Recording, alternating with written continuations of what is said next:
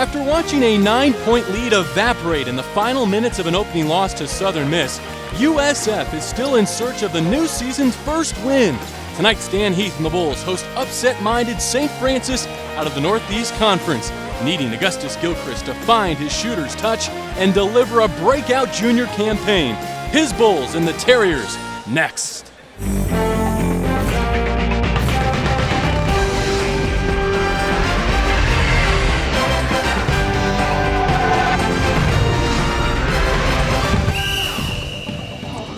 Inside the Sundome on a Monday night in Tampa for the fourth ever meeting between St. Francis and USF.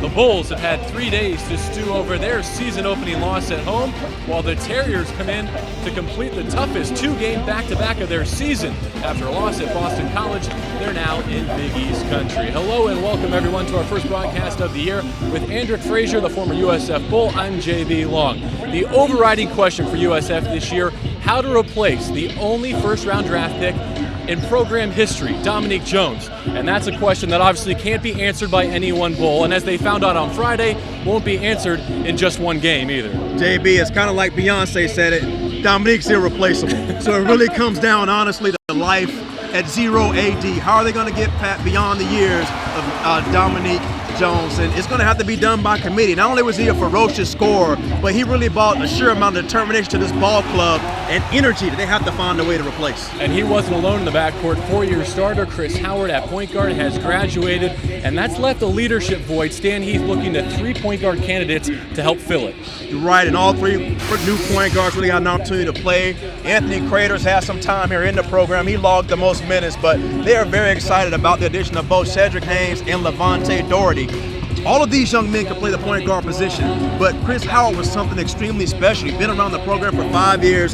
He'd been through the ups and downs in a career and adversity, and he knew how to compete and how to win. He was an extension of Stan Heath on the floor. One of these young men have to find a way to do it as well. USF only has one returning senior scholarship player. That would be 6'11" Jared Famous. You combine him with Augustus Gilchrist and others, though, and Stan Heath has not shied away from calling this the best front court in the Big East. This front court, honestly, may be the best front court in USF history. Not since the times of Fred Lewis, Gary Alexander, and Akeem Shaheed have we had such imposing forces inside the paint. For the Terriers, Akeem Bennett may be the closest thing they have to a Big East athlete. They will need a big effort from him tonight. They really do, and he had a very good showing against Boston College. Put together solid numbers. He has the opportunity this year to become St. Francis' all-time leading scorer, and he wants to notch into those 460 points sometime tonight. Well, if there's any doubt whether a Northeast Conference opponent can give a Big East team a run for its money, look no further than the most recent NCAA tournament. Robert Morris took Villanova to the wire. We'll see if St. Francis can challenge USF similarly, and we will have the starting lineup and the opening tip when we come back.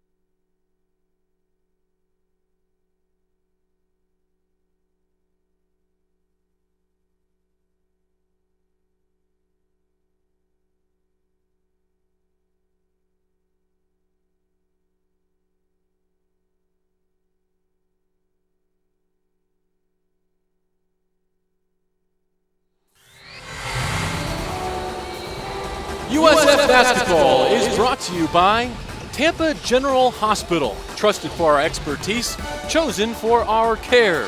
CGM Services, comfort never felt so good. And by Fifth Third Bank, the things we do for dreams.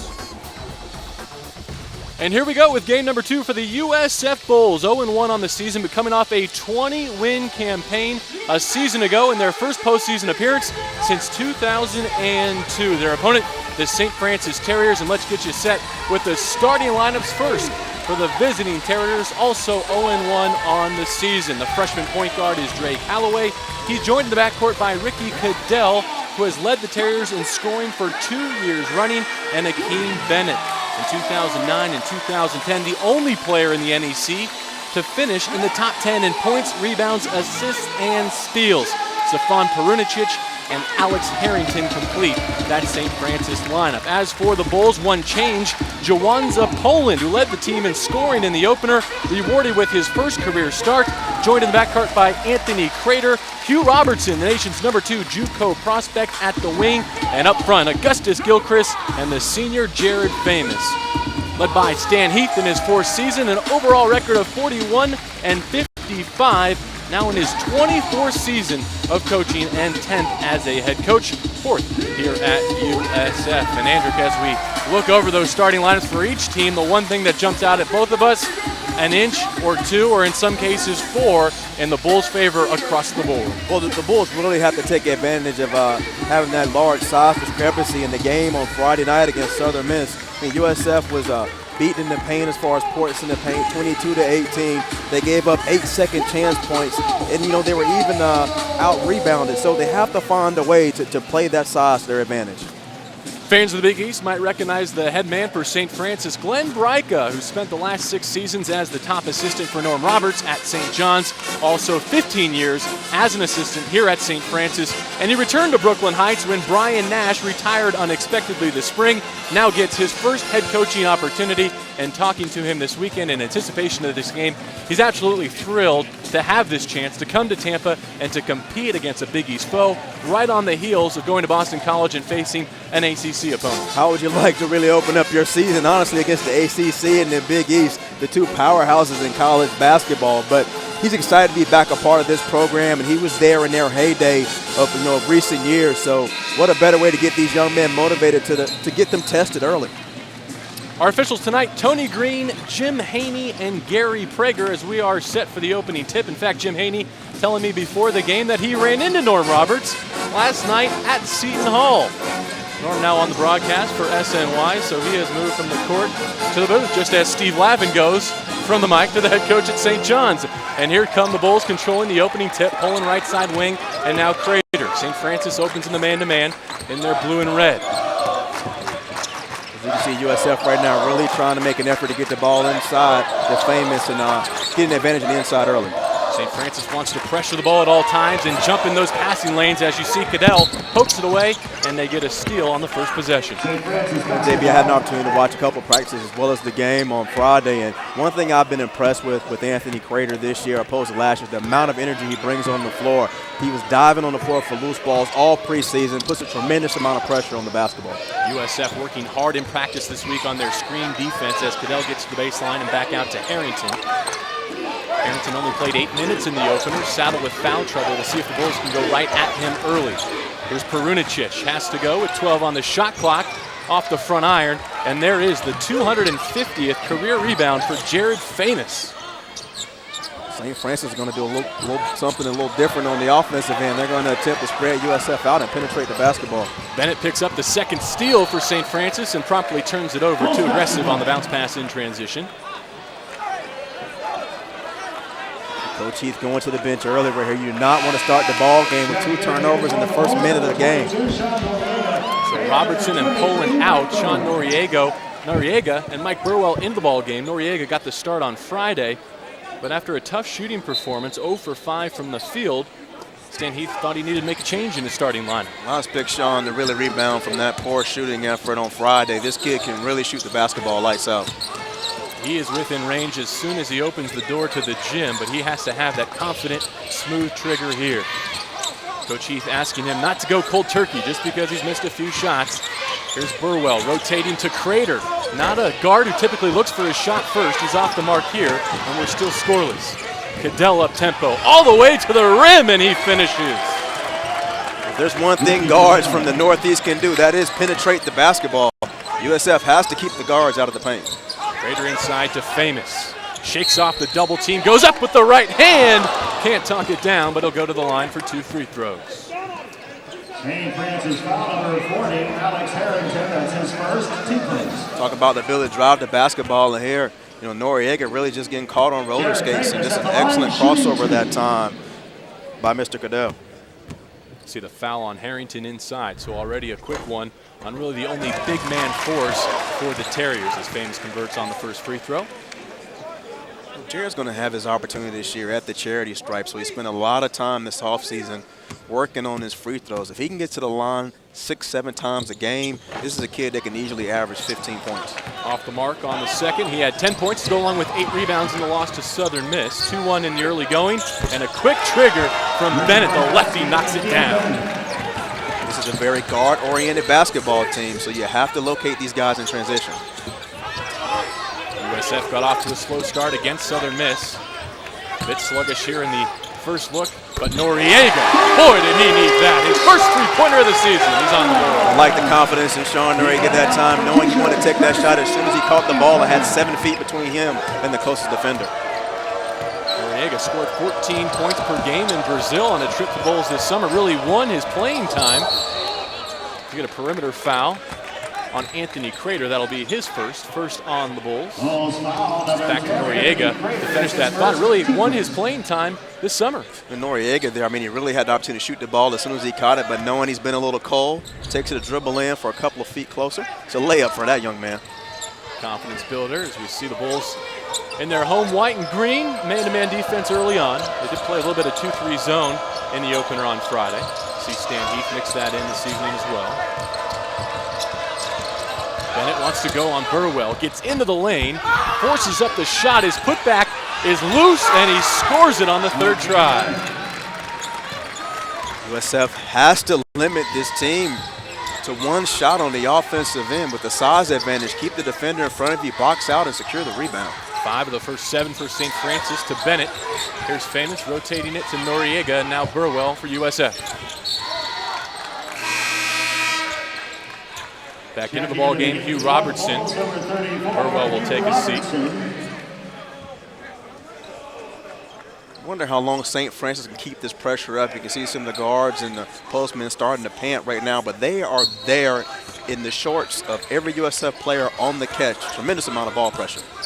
Rader takes the ball screen, picks up his dribble. Here's Robertson, passes on the 3, puts it on the deck, gets all the way to the rim, and a foul. One way to relieve pressure is to penetrate the basketball. Robinson right there showing you why. He's one of the best junior college players in the country last year. A nice shot fake, putting the ball on the deck in the crease, taking on contact with an opportunity for the three-point play the old-fashioned way. Robertson converts, and he's already equaled his total from Friday with 3 points. We're tied at 7. Callaway gets by the double team, off the glass too strong, and a rebound to Gilchrist. Bulls will run. All the way around to Robertson, thought about the 3, looking for Famous inside. Here's Noriega. Gilchrist gets a touch. Crater has Famous on the block, instead up top to Robertson with 15. He'll fire from the top of the key, front iron. But there's Famous with the touch. Rebound loose inside. It goes over the end line and will stay right here with USF. I take it back off the Bulls and over to the Terriers. USF got a couple of good rotations that time in the secondary break. Just couldn't find a way to get the ball inside to Jared Famous, so he said, you know what, guys, I'll find a way to get it on my own and attack the offensive glass. Brunicic picked up by Gilchrist. Now Harrington facing Famous. About a little bit of the old flex offense there for you, JB. Cadell dribbles to the top. Bennett will drive with 15. Forces it up, knocks it down. Tough shot. Bennett's been hot early. Quickly the other way in transition, a bit too high. Crater on the pass to Famous, and another turnover for the Bulls. That's been the difference so far through 4 and change. St. Francis 9, Bulls 7. Akeem Bennett is taking his team to the early lead.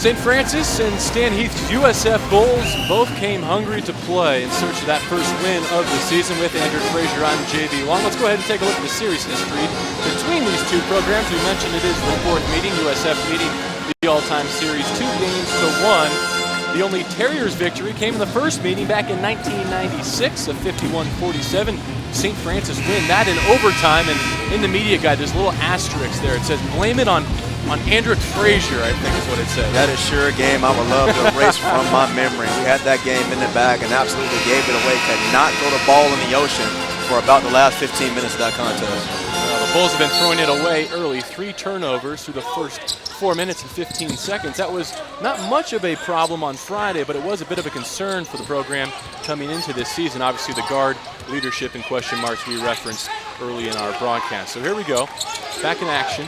15 and a half to play in this first half. Callaway passes to Cadell, and now Perunicic. Doesn't take much room for him to let it go, and there's why.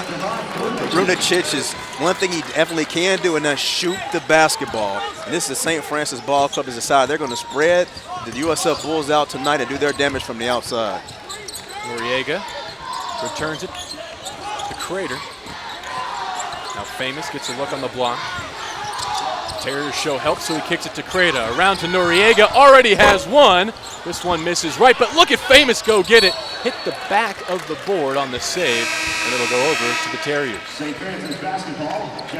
Ron Anderson into the game for the first time this evening. He's a Kansas State transfer. And Torlin Fitzpatrick out of Tampa King High School, a sophomore in as well. You see Jawanza Poland head to the scorer's table. Well, Coach Stan Heath, a little interesting move here, has decided to go match for match, side for side. Torlin Fitzpatrick and Ron Anderson are forwards that can play out on the perimeter, so I expect a lot more ball pressure from these two young men. Moving screen on St. Francis. That'll be the third team foul on the Terriers. Robertson heads to the bench for a breather. Replaced by the sophomore Poland, redshirted at the community college level a year ago.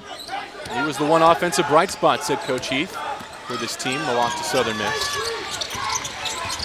Crater looks for the opening, and there's Anderson. Comfortable with his back to the basket, but a bit too aggressive there. He'll take the player control foul. I'm not sure about that one. I think Bennett was still moving, to be honest. And here, that's just a nice bailout on his end. That's one that won't get called in the Big Beast play, that's for sure. First foul for Anderson, whose father, Ron Sr., played 10 NBA seasons and scored more than 7,000 points for the Cavs and Pacers and others. Glenn Breiker there. The Bulls have to find a way to get their juices going here. You want to see if Crater can create a steal or we get some type of action on fast break. I mean, just playing extremely flat right now. Callaway, the freshman out of Harlan. Across the timeline easily. He'll take the screen from Clark, also into the game for the first time for St. Francis. Again, the Bulls spend a lot of time working on screen defense. It pays off there. They induce the travel. You have to tip your hat off to Anthony Crater. They're going to two crushing ball screens, not losing the step and forcing the turnover. Feels a bit like a hockey game so far for Stan Heath. He's sending shifts into the ball game, and we'll get our first look at Shedrick Haynes, a junior out of Sarasota, and also Levante Doherty, the freshman from Chicago. He'll run the point, as Haynes is a bit more of a scoring guard. Shedrick Haynes has over a 40-inch vertical, and his range is another one that's limitless. Here he is, trying to drive baseline left on Callaway. 18 to shoot as he gets it to Anderson. Nice skip pass, but a bit too high for Poland to shoot. He'll drive baseline. All the way to the opposite corner. Haynes misses his first attempt, but Poland keeps it alive. Here comes Cadell. 1-on-3 the opposite way. That won't stop him. Bucket goes. Ricky Cadell gives St. Francis a 14-7 advantage. You know, Cadell is just very crafty with the basketball, and there again, USF young guards now understand that you have to take advantage of these possessions, and right now, you need a good offensive possession and a basket. Terriers setting the tempo early. Getting to the paint with relative ease as well. Matt Milk, number 33 for St. Francis, set that screen. He's in for the first time. And there will be a kick on Torlin Fitzpatrick, so St. Francis will maintain possession.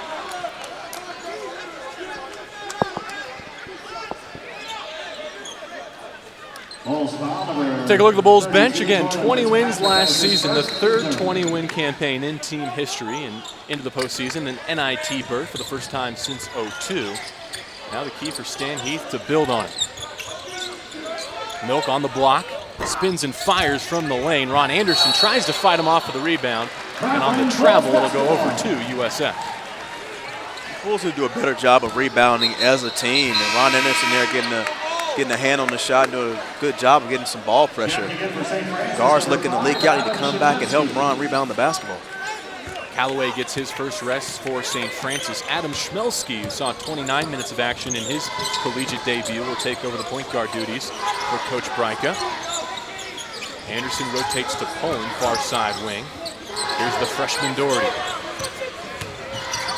Back to Poland, he turns the corner, leaves it high inside for Anderson, and one. No, Ron Anderson there, just showing you a little strength at the post. It's all about positioning, and Ron Anderson getting the seal. Strong as a tree trunk going through contact for the three-point opportunity. That cuts off a 7-0 run for St. Francis as the Bulls finally come through with the answer. But the free throw troubles at the line continue. Fight on the baseline, it'll be a jump ball, and on the possession arrow, St. Francis will get it. Well, that was part of the trouble against Southern Miss. The Bulls fired at just 35% from the floor on the game, but 12 of 23 at the free throw line. I mean, they call it a charity strike for a reason. They're supposed to be gifts, and this is not a poor shooting basketball team. They have to find a way to at least knock down free throws at a 70% clip. And Coach Heath feels like he has several players who can convert at a 70% clip or above, and it's not for lack of trying. Boy, they chart free throws in practice. I watched them run and shoot free throws and run and shoot free throws just over and over again in practice this week.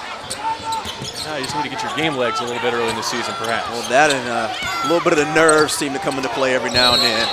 Milk travels with 8 on the shot clock, and so another turnover forced by that USF defense.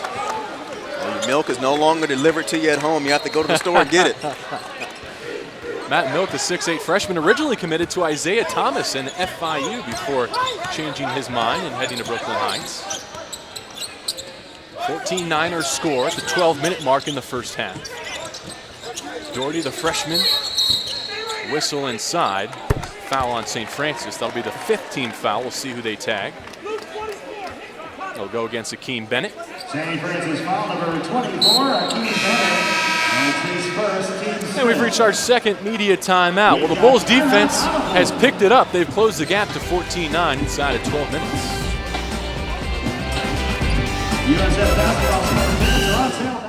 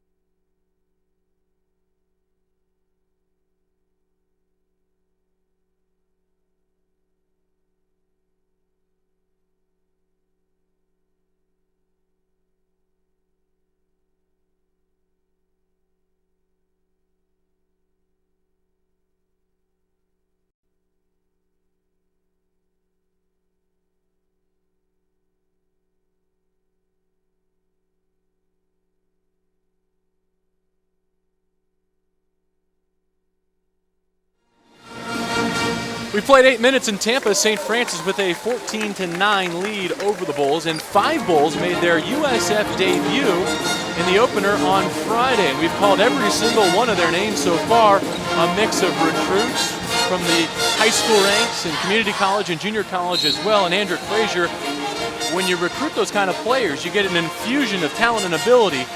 But obviously, it's going to take some time for the chemistry to develop. This is a program that's one of the youngest programs in the country. So, you know, not only are you trying to infuse your young guys, but you have junior college players who have been used to getting 15, 16, 17 shots a game that are now having to scale back the way they've been used to playing and mesh in with this, you know, semi-young program. Bulls just 3 of 9 from the floor to get it started. Crater over to Poland. A good look at a 3. He knocks it down. Poland surely owes that young man a Coke after this game for serving that one up for him. Bulls fell behind 14-7 now. They've rallied to within 2. Defensive intensity has been key there. Perunicic, nice look.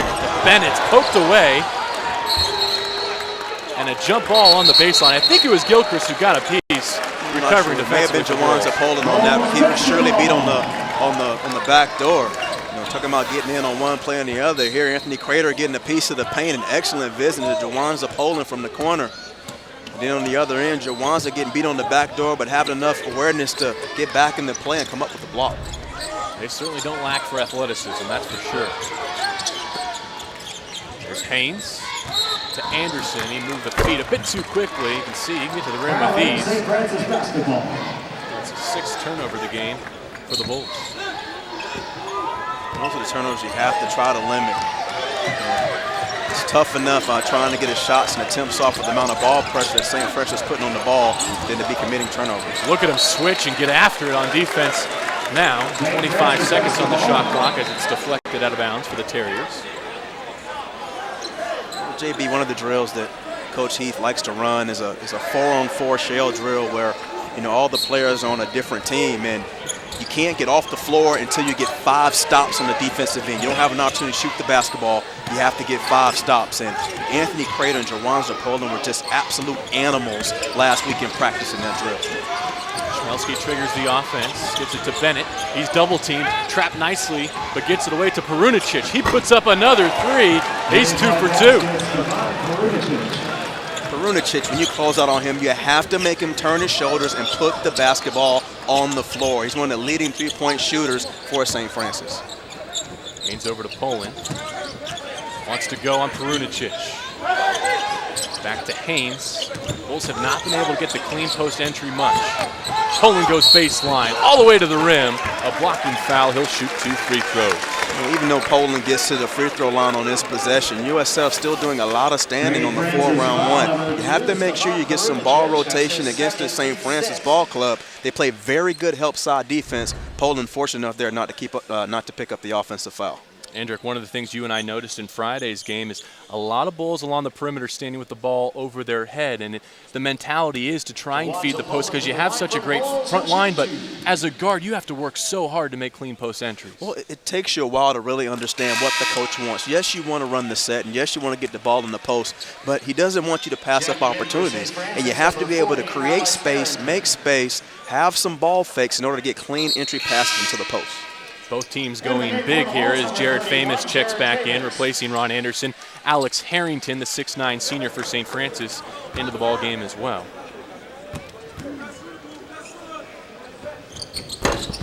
Poland rolls home the free throw. Now 17-13. Midway point, first half here in Tampa. JB, it'll be interesting. USF is in the bonus the remainder of this half, so I would really turn up the pressure here if I were Coach Stan Heath and force St. Francis to play uncharacteristically, not from the perimeter. The shooting continues for the Terriers. Here comes Crater quickly the opposite way. Behind his back finds Poland. Crater will set the offense.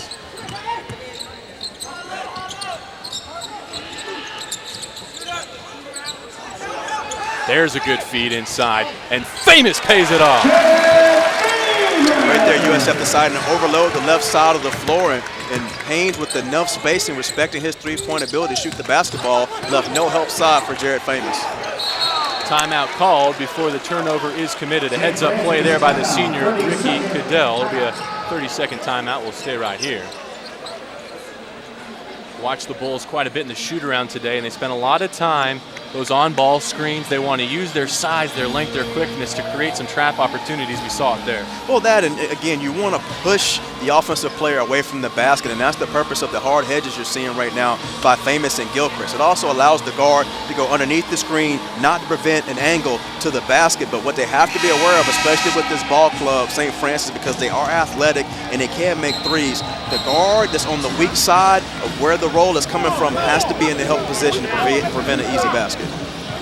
St. Francis has not been the least bit intimidated in this building, playing a Big East opponent from the three-point line.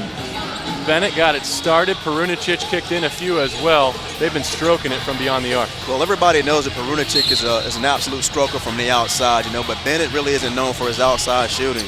And we all know that Mr. Cadell can just flat out score. So you have to make sure you have all eyes on Cadell and Perunicic and make Bennett put the ball on the floor. 26 seconds on the shot clock because we're back underway. 9.5 to play in this first half. Schmelski over to Bennett for St. Francis. He splits the double team, gets in the lane. Famous able to block out the sun, though. He knocked it out of bounds defensively. Good help inside from the senior. Well, Bennett, fortunately, they're just sacrificing that one for Jared Famous. He was tossing that one up to prevent from committing the turnover, the easy travel. Bennett having trouble finding Cadell off the inbound. They'll dribble to the top with 15 on the shot. USF right here changing defense to a 2-3 zone right here underneath out of bounds to see if they can give St. Francis a different look. Robertson does well to come away with the rebound. He finds Crater, and here come the Bulls. To the top, Gilchrist. He's been quiet early. Inside of 9 minutes now, Poland. Poland gave up an opportunity to drive the basketball baseline. Robertson thought about the three, puts it on the deck. Again, can't find Gilchrist, and I see you shaking your head there, Frazier. Yeah, that's one where Gilchrist had a player on his back. You have to give him the basketball. Robertson takes the three. Famous on the offensive glass where he is so dangerous. He picks up another. Stan also talks to his post players about creating an angle to get an offensive rebound. So here you see Famous just working with the spin move, rooting his man out to attempt to get the offensive rebound in the putback. Sean Noriega back in the ball game as Poland gets a break with 8:36 to go in the half. Famous goes to the free throw line.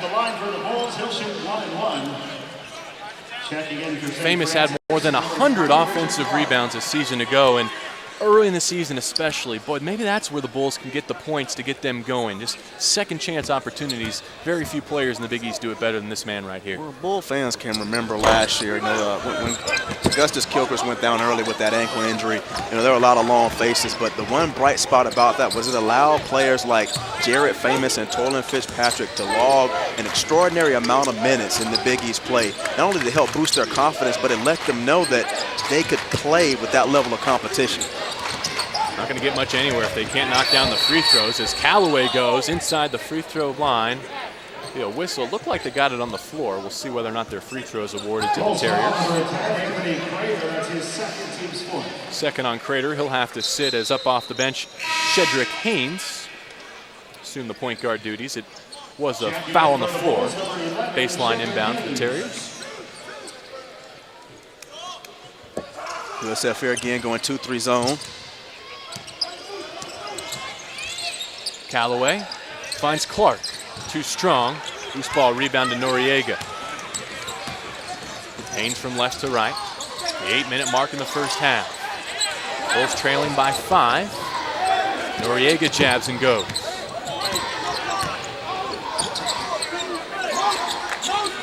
Gilchrist hasn't even got a shot attempt yet for USF.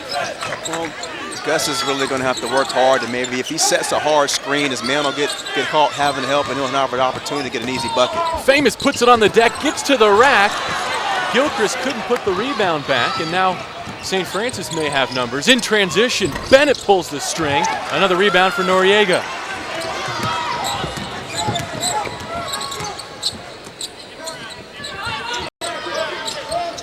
There's a touch for Gilchrist. 2 men sent to him, though. A reach-around foul by Bennett, and it'll be a bonus situation when we come back. So a chance for Gilchrist to get his first points of the ball game. He's been quiet so far. South Florida trails St. Francis by 5. Number 24, Bennett, that's his second foul. We've got timeout.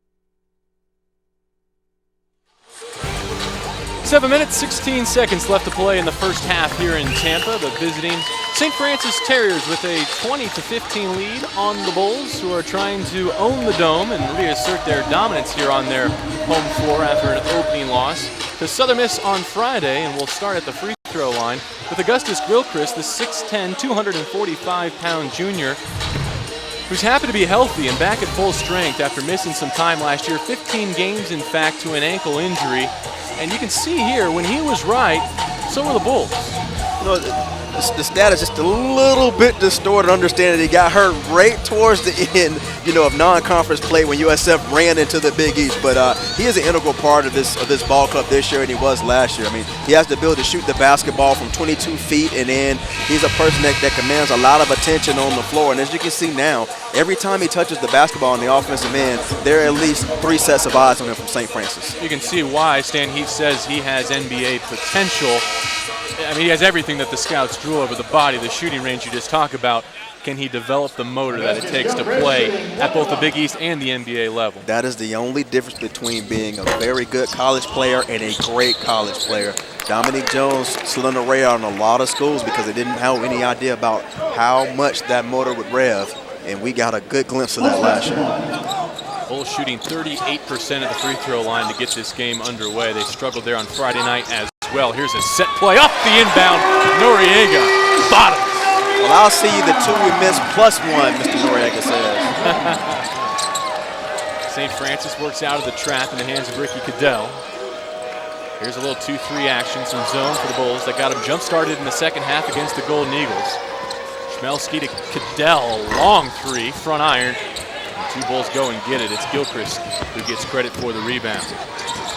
And that's one way to make sure you're not getting beat off penetration and being forced to help. That is one thing he can absolutely do. From behind the line, Augustus Gilchrist is on the board. You have one 6'11" guy running the floor with Jared Famous as well as he runs the floor, and Gus Gilchrist running up the trail spot. That really puts your big man in a very precarious position. timeout called by St. Francis. With the Terriers in trouble and the Bulls on a 9-3 run.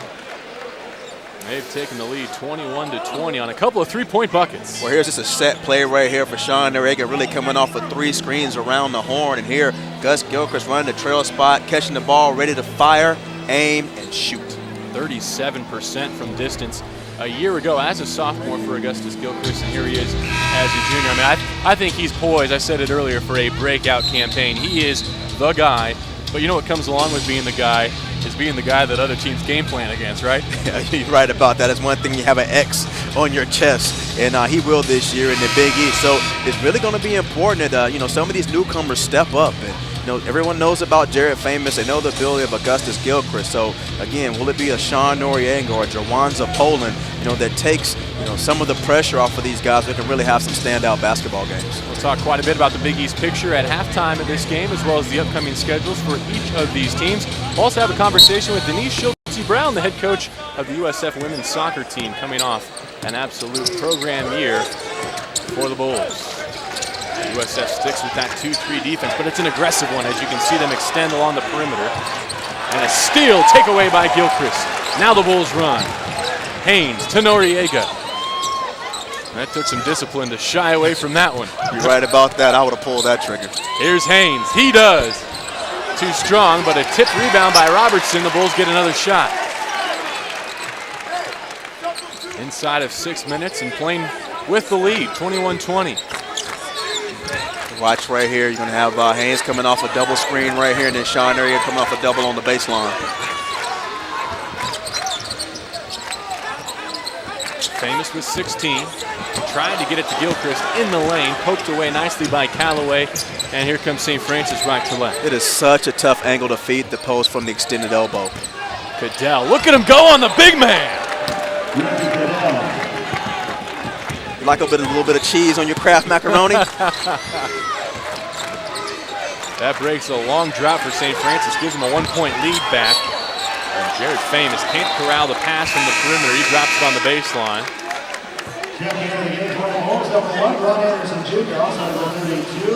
Cadell was over here reeling in pain a second ago when he fell on his backside, and here he just takes it right through the chin of Jared Famous for the reverse layup. Famous takes a seat as Torlin Fitzpatrick, Ron Anderson in the ball game defensively for USF. 5 minutes to go here in the half. It's been an up-tempo, hard-fought game to this point. 15 minutes in the books. Schmelski to the corner. Cadell. Robertson got a piece. Now Haynes, good post position inside. Ron Anderson pays it off. You talk about breaking the seal right there. Ron Anderson just running and pinning his man almost underneath the basket.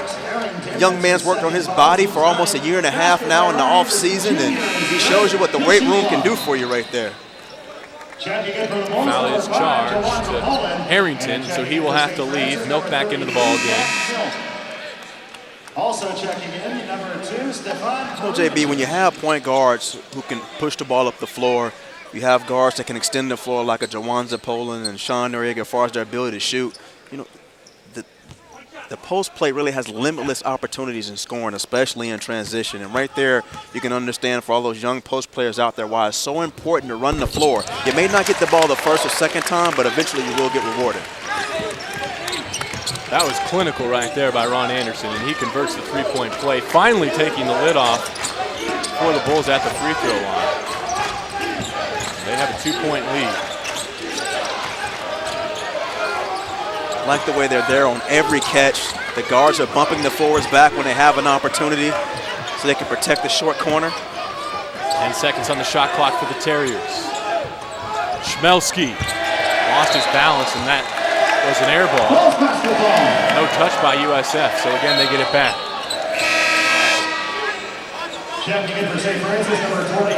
Schmelski will leave. Akeem Bennett, who's been terrific in the first half, back in for St. Francis.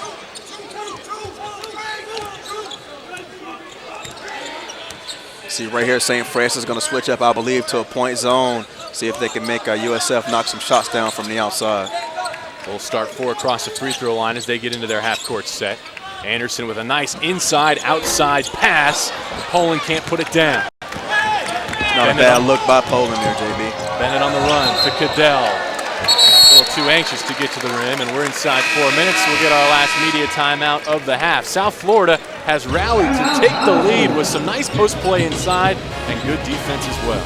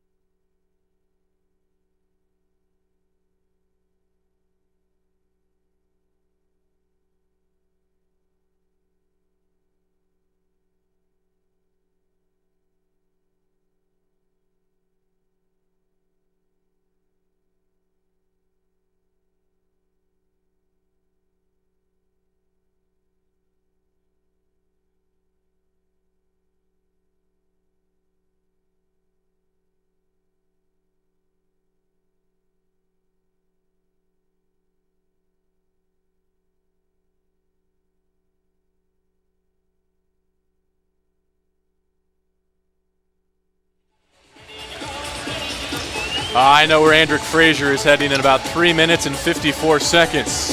Got that right, like a little bit of roast pork right there. I'll bring you back a slice if you're nice, JB. To the halftime buffet. The Bulls are on an 11-2 run to take a 24-22 lead. I know one man who's happy about that, Mr. Leroy Selman. I'll tell you what, Leroy Selman, just such a focal point, not only of this university, but of the community. And what a great man.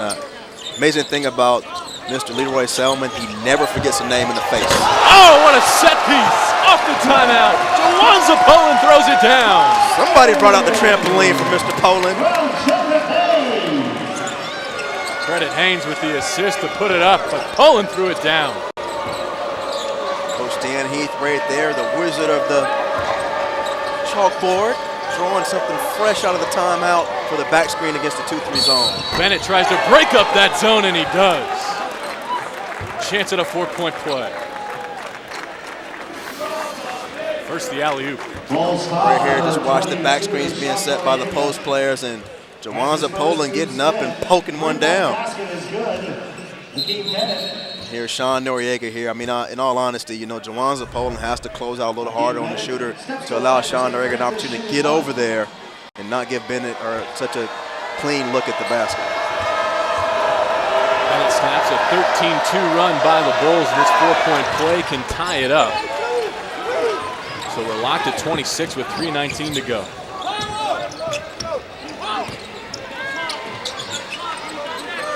Both teams playing zone now in the final minutes of the first half. Good find to Ron Anderson. A little inside-outside action. It's about being unselfish right there. Ron Anderson giving up the 3-foot jumper for the 3-pointer from Sean Noriega. Well, after he was ice cold in the opener, Noriega has responded very well in this first half. Those shooters, all they need is a little confidence. There's no doubt he can put it down. You know, just add water. Callaway driving on Anderson. Look at Milko and get the rebound. He spins and fires. I can tell you what right now, Torlin Fitzpatrick has to find a way to get in here and help his teammates rebound. Somebody better cut off Poland. They do. Fitzpatrick able to prevent the turnover, and he caught it on the head. So in a bonus situation, he'll shoot 2 free throws. We'll slow things down a bit with 2:27 to go.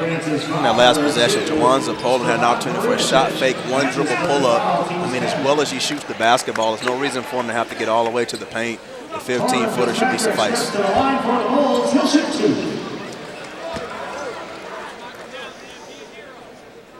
Third foul on Perunicic. He'll likely have to sit here after this first free throw from Fitzpatrick.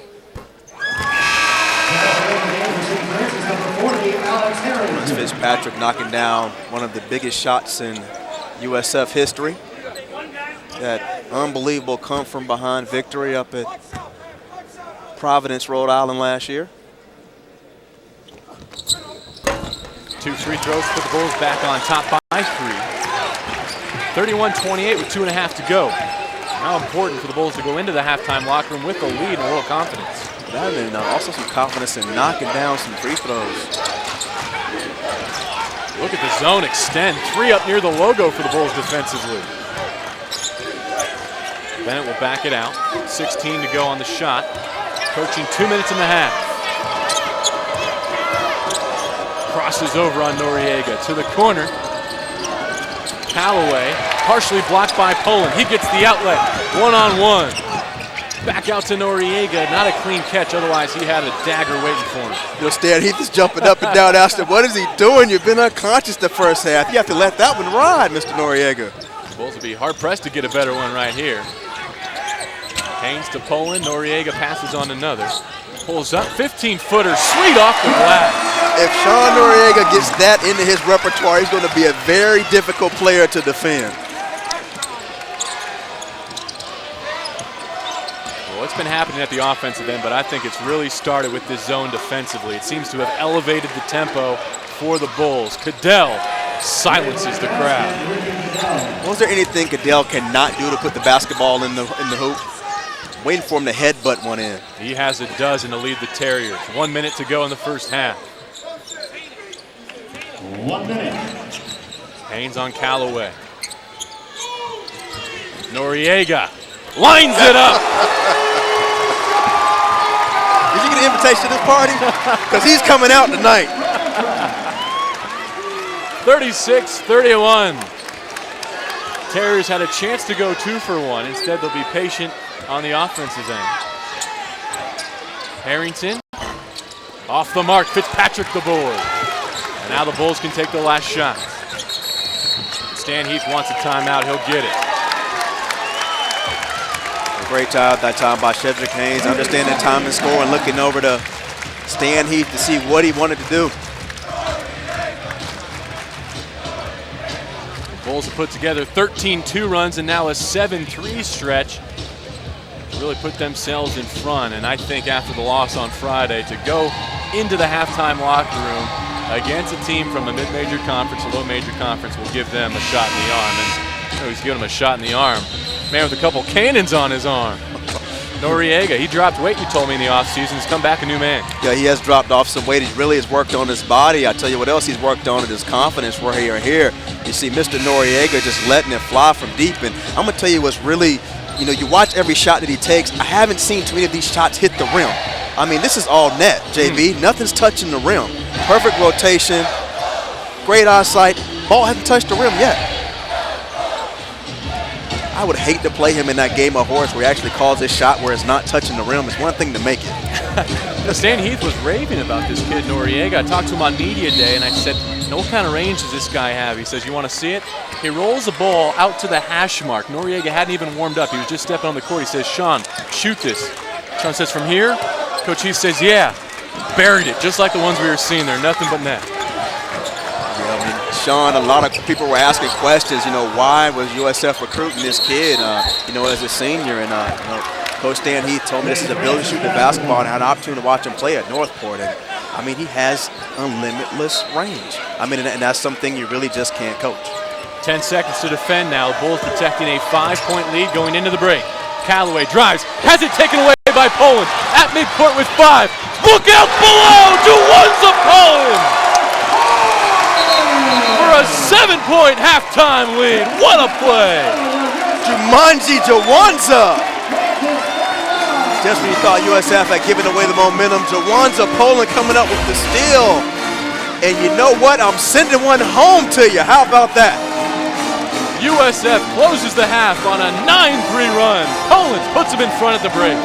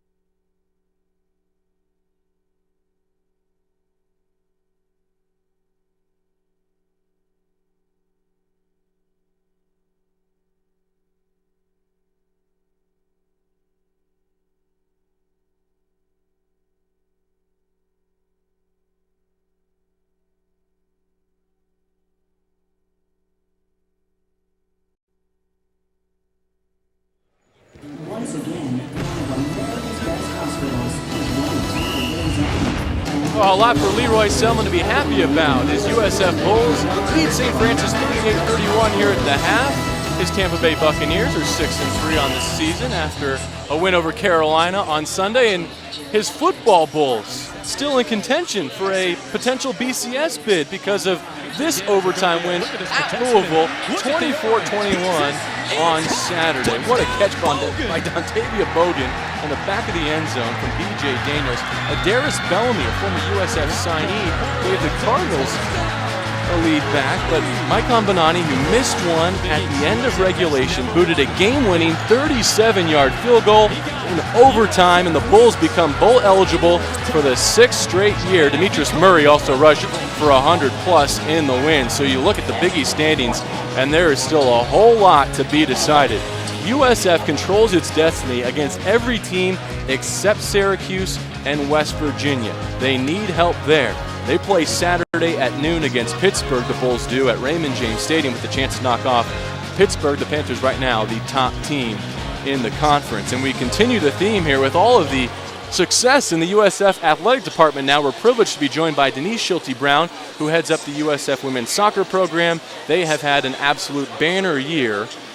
You led the team to the Big East final, the first win in NCAA tournament history for your program. Come up just a goal shy on Sunday against Florida State. But Coach, tell us how excited you are and proud of what the program accomplished this season. I'm really proud of the girls. It's still really fresh because it was just yesterday.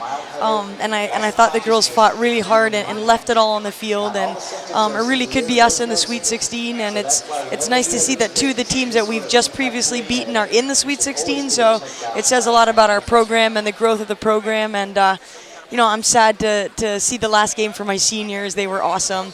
we're a young team, and I think we have a huge future, so I'm excited about that. We talked about mid-season when this group was still trying to find its identity, and the surging junior class was really where a lot of the energy has come from. That must leave you really optimistic about what lies ahead for the program. Oh, absolutely. You know, we're really young, and we're anchored by 2 sophomores at center back and a sophomore forward that, you know, kissed the post twice here in the playoffs to make a difference, Taylor Patterson. So we're really excited about the future. There's a lot about women's soccer that fans can get excited about, and we've had amazing support here. We have these guys that are here today.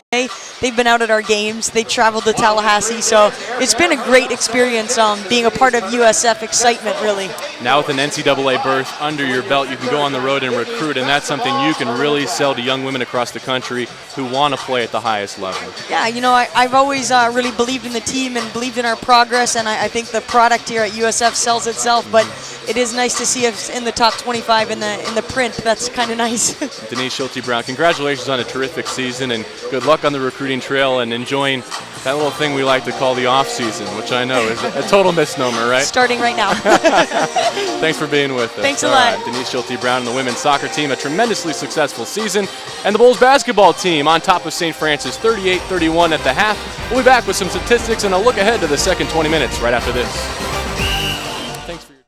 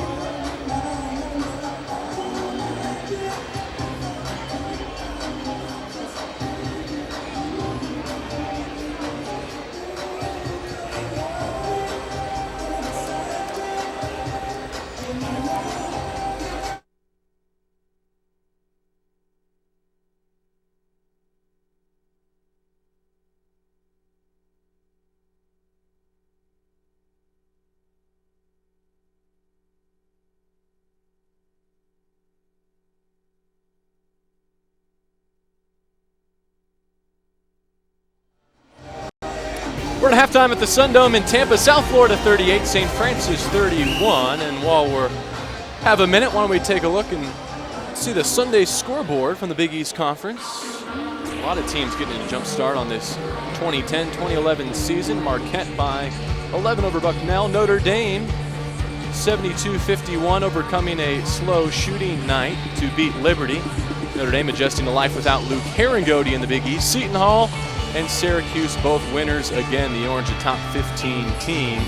Rick Jackson playing well, and they've got this 7-foot freshman, if you haven't heard about him, Fab Mello, a name to get to know. We are at halftime here at USF, and as you look around those scores, maybe just a quick thought on the Big East and what we might see in the months ahead. Well, I don't think the Big East has dropped by any means as far as the amount of teams you'll be having to go to the postseason NCAA tournament. Again, it's just one of the most premier conferences in all of sports, and I wouldn't surprise me if you see, again, 7, 8, 9 teams make it to postseason play. I mean, Syracuse is going to be extremely good. They expect UConn to have a down year. There's no way I'll put the chips on that happening. The Bulls picked 13th out of 18th in the preseason poll, but at least one opposing coach says, no way. We'll tell you that story as we go through the second half. Right now, the Bulls on top. We're getting set for the second 20 minutes of play here at the Sundome. 38-31 our score. First half highlights and statistics right after this.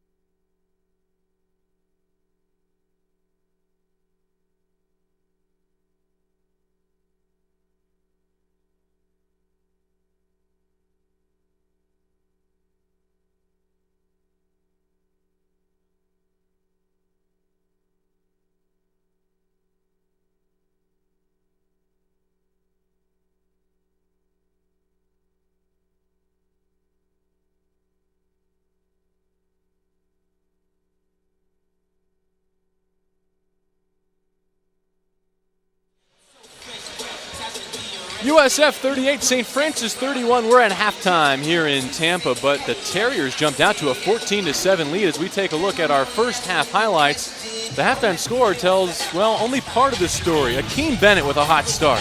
Well, JB, we all knew about Cadell, but again, Akeem Bennett coming out and knocking down threes, showing his strength and ability to penetrate to the basket. Sean Noriega was 0 for 3 from distance in the opener. A completely different tale tonight. Well, he just wants to make sure you erase that night, not only from his memory, but from all USF fans' memory, really coming out and being lights out in the first half. And how about Jawanza Poland to end the half at both ends, the steal and the slam, and that's how we have this 38-31 USF lead. As we look at the first half statistics, Andrew Frazier, what jumps out at you? Again, both teams shooting the ball well from behind the arc. 6 of 10 for St. Francis, 6 of 14, and USF's ability to get to the free throw line really is a difference in this ball game. The 2-3 zone for USF has been a spark in both games they've played so far. They showed it primarily in the second half against Southern Miss. Went to it a bit earlier here in this first half. I think it really got them going. Well, you need a momentum changer sometimes. The St. Francis really were just spreading USF too far out. The bigs were having a hard time not only recovering on ball screens, but also preventing penetration. The 2-3 zone allowed them to get easier rotations to make sure they rebounded the basketball as a ball club. What do you look for in the second half? Well, I look for another healthy dose of both players from the outside who've been killing so far. Lights out Bennett and also Noriega. But if USF wants to stay in this basketball game, they have to stop Cadell and Bennett. Right now, Cadell and Bennett are 9 for 16 from the field combined. The rest of St. Francis 3 for 11. USF has not lost to St. Francis since Andrew Frazier ditched the tie and was in gym shorts. They'll try and keep that streak alive when we come back in the second half. Thanks.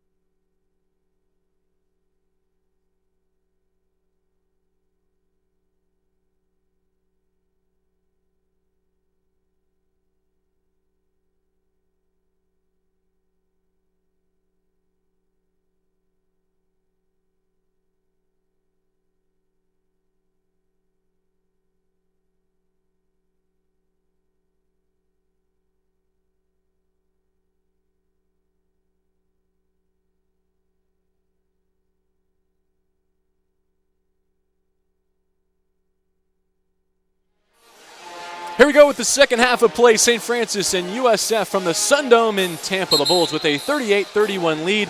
Alongside Andrew Frazier, I'm JB Long. Sir, gives your halftime adjustments. Well, there were really two things that turned the tide in the first half. You talked about USF going to their 2-3 zone, but I think it was also St. Francis having to rely on a 2-3 zone because they got a couple of players in foul trouble.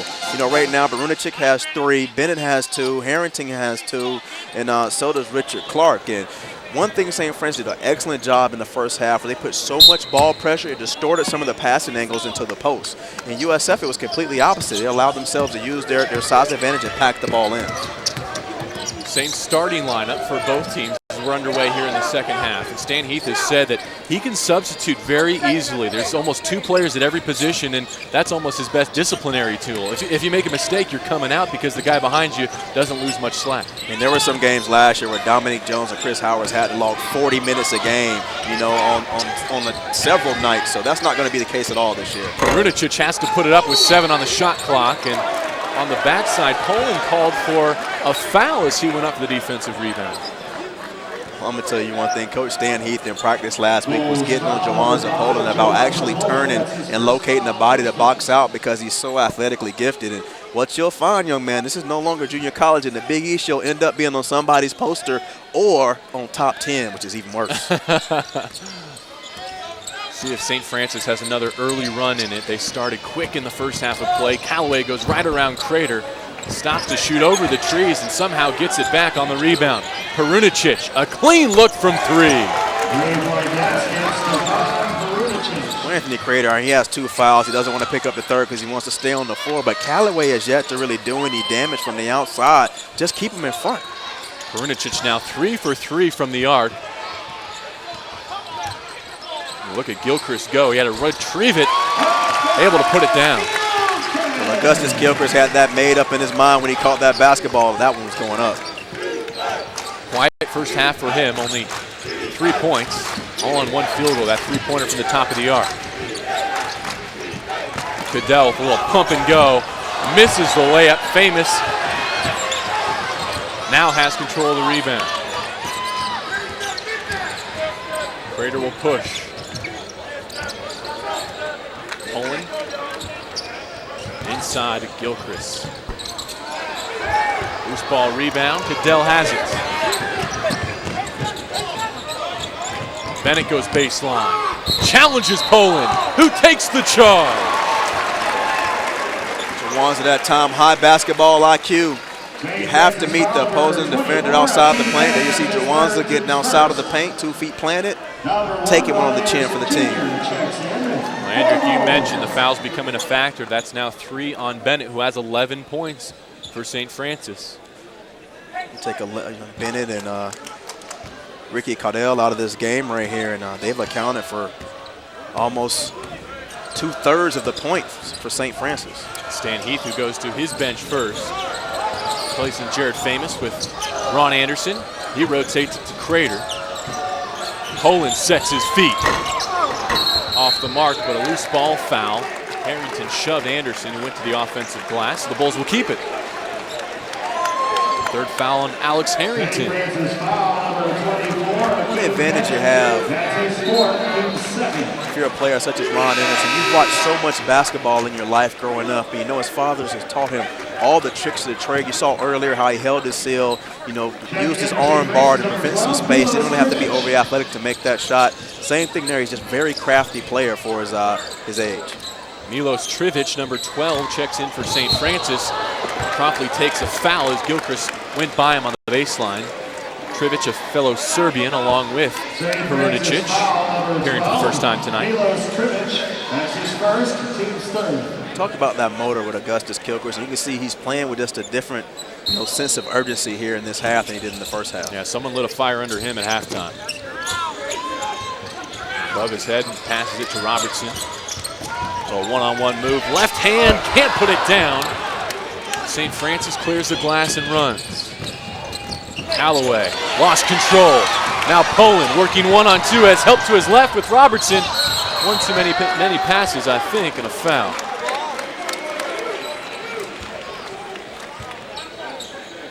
It's a very active basketball team. You're talking about hands on the floor right here, and Anthony Crater coming up, poking the ball out. Jawanza Poland trying to get the ball pushed ahead, and Robertson just being unselfish and really wanting to reward Ron Anderson Jr. Those big boys run the floor. You do want to get them a bucket. And already 4 quick team fouls on St. Francis. Bulls are going to be in the bonus in no time.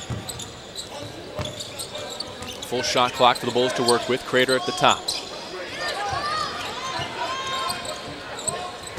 Anderson finds Gilchrist. You have to respect that 3-point shot. He's already made 1 from the top. Now 16 on the shot. Crater into Anderson. Turns baseline. Ron Anderson. What really creates the great position for Ron Anderson is just how hard he sets that baseline screen. I mean, he pinned Anthony Crater's man underneath the basket that time. He had to fight through a screen, which forced his man to help out, which allowed him to be wide open on the baseline side. Now Already 3 minutes and change gone in the second half. USF on top 42-34. 10 on the shot clock for Schmelski. He'll have to go. Working on Crater. Cadell with 5. May have carried it. Gets away on the baseline, and that's going to be a tough foul to take with just 2 on the shot clock. USF picks up a cheapie. Well, Jawanza Poland really just bailing Cadell out. Jawanza right there has about a 6'6" advantage. As long as he stays within arm's length, stays in his stance, he'll have an opportunity to get up on Cadell's shot if he does decide to pull up the jumper.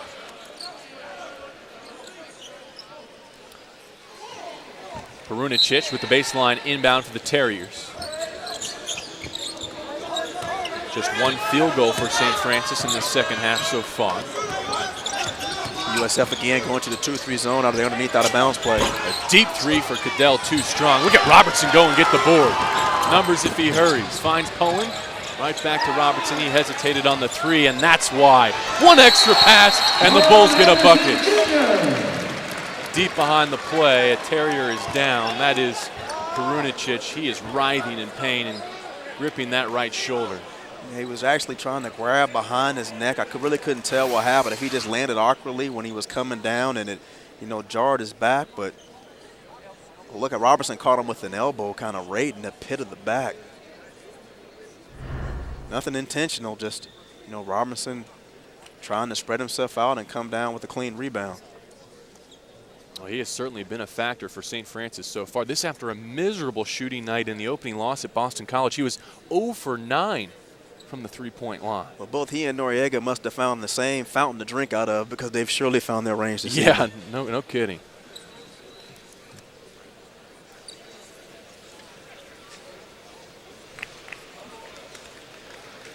Hopefully he can get up and walk off on his own power. See the Bulls faithful giving him a nice round of applause. He is on his feet and walking off. That does not look like a man who is going to be able to return to this game, though. He is contorted, to say the least.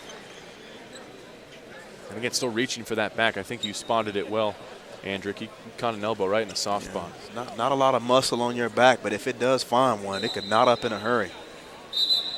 Just to go back to the play at the other end, the Bulls capitalizing on the man advantage. Some nice passing, secondary break. Ron Anderson gets the bucket. Again, Ron Anderson, I don't know if you recall, but he's the person that got a hand up on the shot down here, and he beats everyone down the court for another easy 2. USF has scored 6 straight. Now they're in the half-court trap. Nice double. Milk, good look to inside. Milos Trivic cashes in. Well, that's one you just have to live with. Coach Tanheath understands that. I mean, that was just 2 great passes to get the easy layup by St. Francis. That breaks a bit of a drought for the Terriers. Now Crater working against the man-to-man defense. Gilchrist has come out with new fire in the second half.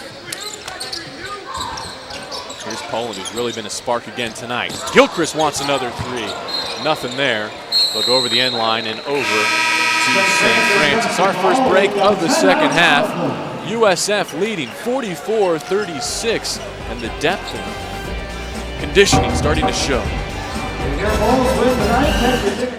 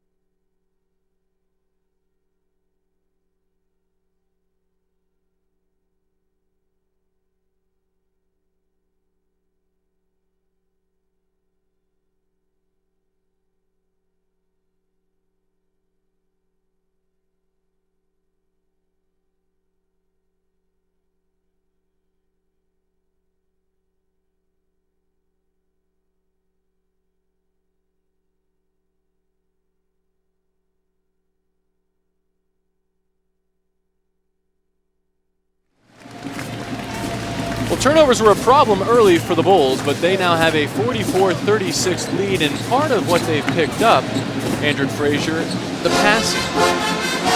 One of the things you definitely want to focus in on, when you have an opportunity to look at a stat sheet, is the ability to knock down shots. And right here, USF has 16 field goals, and 12 of those have been assisted. I mean, that tells that you're sharing the basketball. Coming off a tough loss in the opener to Southern Miss, but all was not lost in that game. Obviously, an early test from a team that could be an NCAA team out of Conference USA, and Coach Larry Eustace had high praise for these Bulls. That was as well coached as any team I've seen. He says that is not the 13th place team in the Big East. That is a well-oiled machine. They're going to just get better and better. I really think Stan Heath has turned the corner with this program. Again, this coming off a year in which the Bulls put together a 20-win season and then lost the first-round draft pick in program history. So that's saying something, to expect even higher and bigger things from the Bulls in 2010 and 11. Even though Coach Eustace doesn't have the history that USF and Southern Miss have, I mean, being old foes in the Metro and the Conference USA, I mean, everybody around our country, I think, has now come to respect what Stan Heath has been able to do as a head coach. Matt Milk with the chance to convert a three-point play here as he drops the bucket and can cut the lead to 5. This is something you just can't allow to happen. I mean, especially out of a timeout. And Cedric Haynes coming right down to get another seed and a talking to by Coach Heath. And Coach is telling him, son, you're just checking the ball game. That's your man. You got to stay between your man and the basket.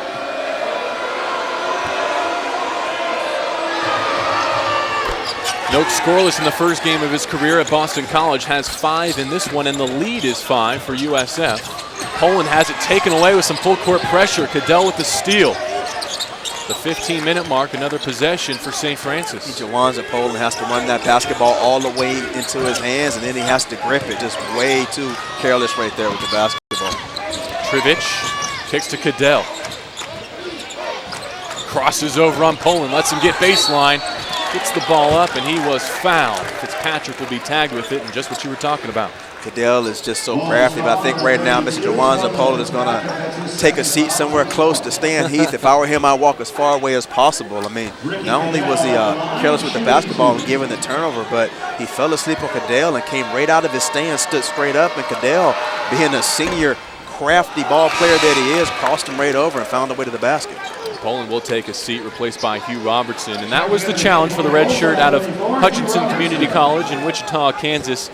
Stan Heath challenging him to play better defense to get him more minutes. He wants him in the game, but you can only be in there until your defense becomes a liability. He's one of those guys who can get you 15 but give up 20, and then it's a plus-minus situation. I mean, these are just facts I'm going to state. You look at a Jawanza Poland, look at Sean Noriega, and if you go down a checklist of kind of what you want in one of your wing players, there's no doubt about it that Jawanza Poland is a much more athletic player. He has the ability to guard and defend. But right now, he just hasn't gotten there mentally on the defensive end. Sean Noriega's there. And if Sean Noriega had Jawanza Poland's athletic ability, he'd be an all Big East caliber player. Double-digit turnovers now on the evening for USF, and back-to-back. Another possession for St. Francis. Tough nose drive by Callaway, but Robertson gets the tie-up, and on the possession era, it'll be Bulls basketball. Here again, it's too easy a penetration that time, given up by the point guards. You have to keep your man in front of you. This is about the time on Friday where things started to unravel for USF against Southern Miss. So let's see if they've learned a lesson from last Friday and can find a way to get some points on the board. 6 unanswered points for the Terriers. We'll see if USF can break the drought. Robertson to Noriega. He has a step on the baseline. Goes strong to the rim. It's tipped out of bounds. Last touch by Ron Anderson. Situations like these, I like to see the point guard pull the ball out. I understand the motion offense has been running well. Run a set play. Run a play to get Ron Anderson pinning his man underneath the basket because he's had success down there. Or run a play to get Sean Noriega coming off a couple of screens just to get your confidence back up. Nice feed inside for Milk. He has position on the block but passes it back out. Perunicic back into the ball game, shaking off that injury. And another foul on the perimeter. Ron Anderson picks it up. Bulls foul number 1, Ron Anderson Jr. That's his second foul. Ron Anderson trying to be a bit aggressive over there on the baseline. Really no reason to commit a foul that far away from the basket. Jared Famous in for Torlin Fitzpatrick. 13 and a half to go. 4-point lead for USF, and the zone is back. It was effective in the first half and gave USF a lift. Let's see if it can have the same effect here. Instead, an open look in the corner. Trivich. Now, when the guards gets overloaded on the baseline side, the opposing forward has to bump everyone over. There was no communication that time by the backside forward. Trivich has his first points of the season. Coming off the bench here in this second half to cut the deficit to 1. Nice find there. Ron Anderson can't finish. Stays with the play. The ball loose on the baseline, and over the end line was Milt. So USF will have it. Ron Anderson wishing he had that one back. Not often you find yourself as a 6'8" player with someone who's listed at 6 foot in their program, but I want to bring out the measuring tape on that one. Bulls have a size and an athletic advantage at almost every position on the court. We haven't seen them been able to capitalize a whole lot, though. Not a lot of easy inside buckets in the paint. Right. I mean, I think, again, it comes a little bit to the experience. I mean, St. Francis is a very experienced ball club, and they're taking advantage of that. And there'll be 5 fouls on each team as we're inside of 13 minutes to go in the game. Dre Calloway, the freshman, grabs Crater for his first. With both teams racking up the fouls early, this game could be decided at the free throw line. Something to keep an eye on as we go. Glenn Bryka commanding his troops. Noriega, a good look at a 3, a bit too strong. Robertson fights for the rebound. Perunicic away with it at half court, and Crater bumped him. Not sure about that one. Anthony Crater, I thought, did a great job of trying to run that basketball down. And Robertson had an opportunity to reel in that rebound. That's one you got to snatch with 2 hands instead of trying to get 1 hand on it. Augustus Gilchrist back into the ball game. The revolving door at the scores table continues. See if that depth and rotation pays off down the stretch for these Bulls. 12:45 to go. They're in the zone defensively. Callaway looking for a seam over to Cadell. Sends Robertson flying and puts down another. Ricky Cadell gives St. Francis the lead. Robertson, does he have the answer? No. Perunicic clears glass. Here's Cadell once more. Stops and pops. Trivich the putback and a foul on Gilchrist. Of course, Dan Heath is trying to wait for the 12-minute TV timeout to come to media timeout. I don't know if he can afford to do that. St. Francis right here with an opportunity for 2 back-to-back 3-point plays.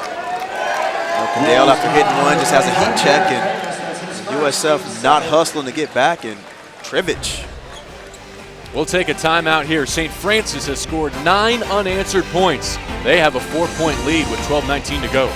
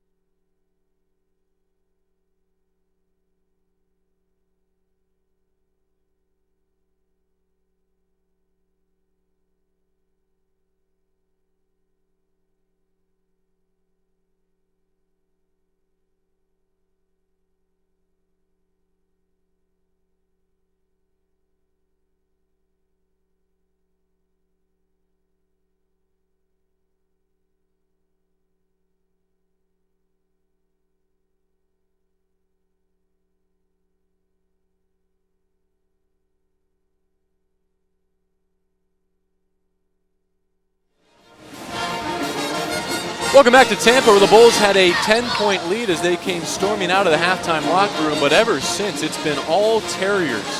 14 unanswered points. They've taken a 48-44 lead here at the Sundome, and that's eerily reminiscent of what happened here on Friday night against Southern Miss when the Bulls led by as many as 9 with 8 minutes left, and then the faucet just completely turned off. And you know that's in the back of some of these young players' mind, and they have to find a way to erase that from their memories. I mean, there's a reason why you play these games out, and someone has to find a way. You want somebody to step up and be that leader on the floor, to pull everybody together and say, you know what, guys, everybody goes on runs. We had our run in the first half, they now had theirs. Now it's time for us to answer.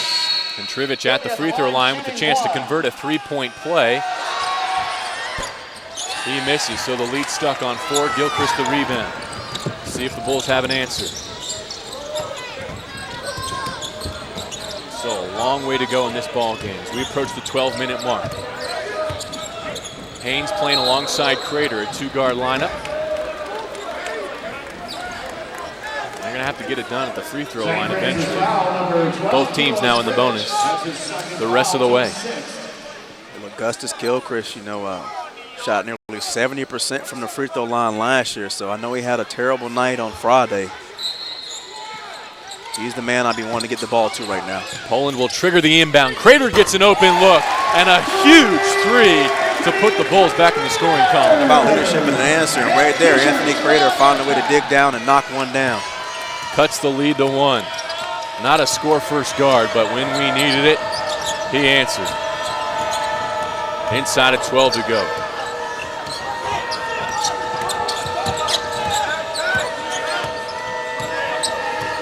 Cadell with 16 on the shot clock. That crossover is wicked. Tolan poked it away. A scramble for it. Cadell wins it. Crater tips it out of bounds. The shot clock reset, and it should not have.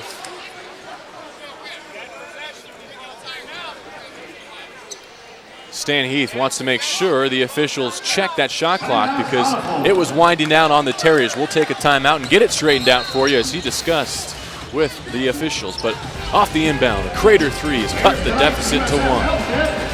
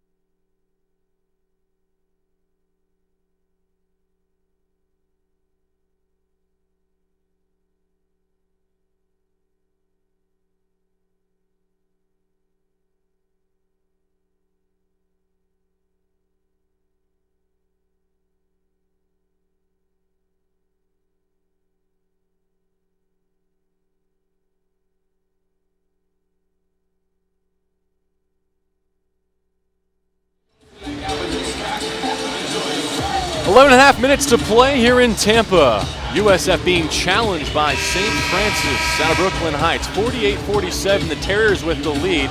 Give you a quick game reset. Both teams have 3 timeouts remaining. And both teams will be in the bonus the rest of the way. St. Francis basketball, again, 11:29 on the clock, and they did reset the shot clock to 10 seconds. Cadell having trouble on the inbound. Crater pressuring Callaway in the backcourt with 9. He'll have to hurry. Crater in his jersey, careful not to reach here. Over the top, Famous comes down with the board. Coming up on a stop where you really need one, and he talked about Crater, thinking shoot second, and right there, that was one I thought he definitely could have pulled. And Poland reaches in and takes the foul at half court. Bulls foul number 5, Jawanza Poland. Right there, just a miscommunication by both Crater and Augustus Gilchrist. Augustus Gilchrist, had the man on his back and was able to swim around for a spin move. By that time, it was too late. The ball was already in the air. 3 fouls on Poland. Crater has 3 as well. No other foul trouble of note for USF at this stage. Front end of the 1-and-1 is good for Callaway.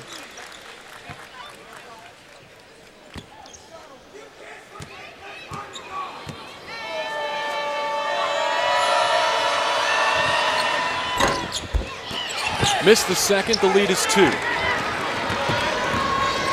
Shedrick Haynes. The Famous over to Poland. He goes right by his man, all the way to the rim. Jawanza Poland, and a free throw coming. Jawanza Poland looked like he had illusions of grandeur right then. I tell you what, if it wouldn't have been for that foul, I'm pretty sure that would have been a Sports Center highlight. His eyes got big. Basket by Poland was good. He'll head to the line and shoot one. Jawanza Poland, unbelievable athlete. His ability to play basketball, but also was a track star, as you can see with the one-leg high jump. Gives the Bulls the lead here, 50-49, inside of 11 to go. Cadell guarded by Crater. USF back in the man-to-man. Vujicic finds Callaway. Now Milk. Here's the Serbian. Driving baseline, stopped by Poland, a turnover. Crater crosses over. Shedrick Haynes thought better of it. Now Gilchrist. There's the feed they've been looking for. Famous inside. How about Jared Famous keeping the ball high? Anthony Crater not able to keep his feet, tripping over the half-court line, the three-point line twice. Famous picks up the foul, trying to take the charge at the defensive end. We get another look at the secondary break, and it leads to a nice post entry. Well, again, Jared Famous keeping the ball high, as you taught. Don't want to bring it down and let the Smurfs take it away from you. Easy finish for that young man. All set up by good ball rotation along the perimeter there. Did we get the midcourt line flattened out again? Pretty sure they're going to have to bring out the buffer for him. Oh, that's one they're going to have fun with in film session tomorrow. You may hear from Crater sometime between now and our next broadcast on Sunday. Anthony, it happens to the best of us. Shooting 2. Cadell with some important free throws, potentially 2 here.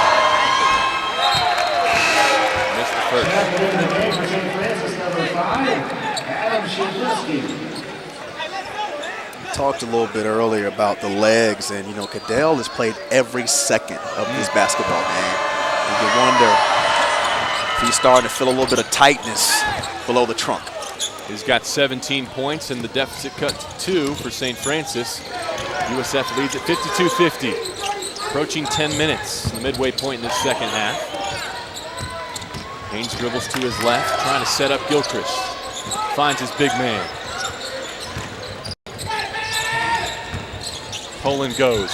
Too hard for Famous, but USF maintains possession, and Haynes rattles it home.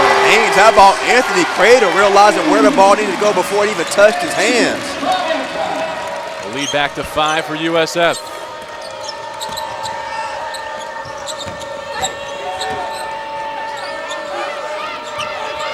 Offense has been running through Cadell here. Led the Terrors in scoring the last 2 years. The senior, bodied by Poland. 11 on the shot clock and a whistle. Jawanza really just has to give him a little more space. Cadell is going to get that call. Things are going his way. Any body contact on him, he is going to get that call. Alonzo Poland needs to use his length, stay down, and make Cadell make shots over the top of him. 4 on Poland, so he may have to leave here with still 9.5 to go in this game. That is the 10th team foul on USF, so with every whistle, St. Francis will be to the line shooting 2. Head coach Stan Heath right now is giving Anthony Crater an earful for not stepping up to the challenge and accepting Cadell. This time the front end good. Noriega checks in, as does Ron Anderson. Poland leaves along with Jared Famous. After a hot first half, Noriega's been quiet here in the second. We'll see if he can give the Bulls a lift with 9.5 to go in the game. Cadell got them both. USF going to Shedrick Haynes here at the point, sending Crater to the corner. There's the post feed to Anderson. He bides his time. Skip past Crater. Already knocked one down, and there's another. How about Ron Anderson really accepting the triple team? You can see the control, dribble back down, sucking in the defense, and finding the open man on the opposite wing. Anthony Crater with a couple big threes from that left side in this one. 6 points the USF lead, and now the crowd into it. Schmelski on the bounce. Over to Trivich. He works on Gilchrist, and he traveled.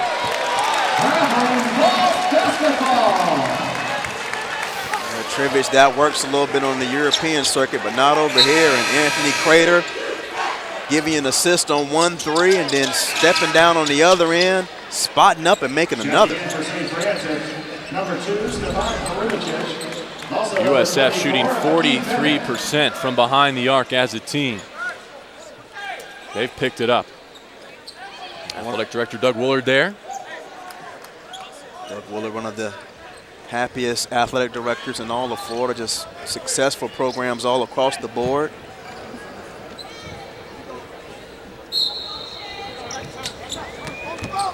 (58-52), approaching 8.5 minutes to play in the game. Crater across the timeline. St. Francis matching up man-to-man. Anderson back to Crater. Ran a set play to try and get Noriega a look. Now to the post. Oh, Gilchrist lost his footing, made a good move, but couldn't complete it. No whistle. Here comes Bennett. Cadell rises and fires.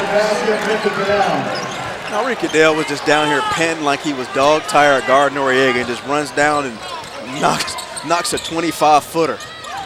He's got plenty left in the tank. How about Crater? Wants one more. Not this time.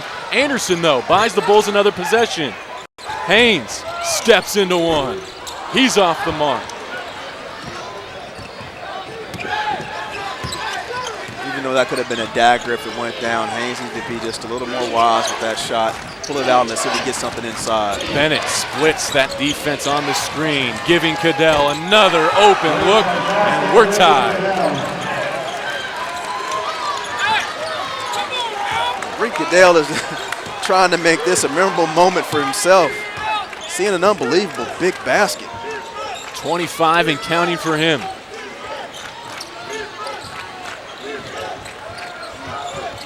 Anderson on the block.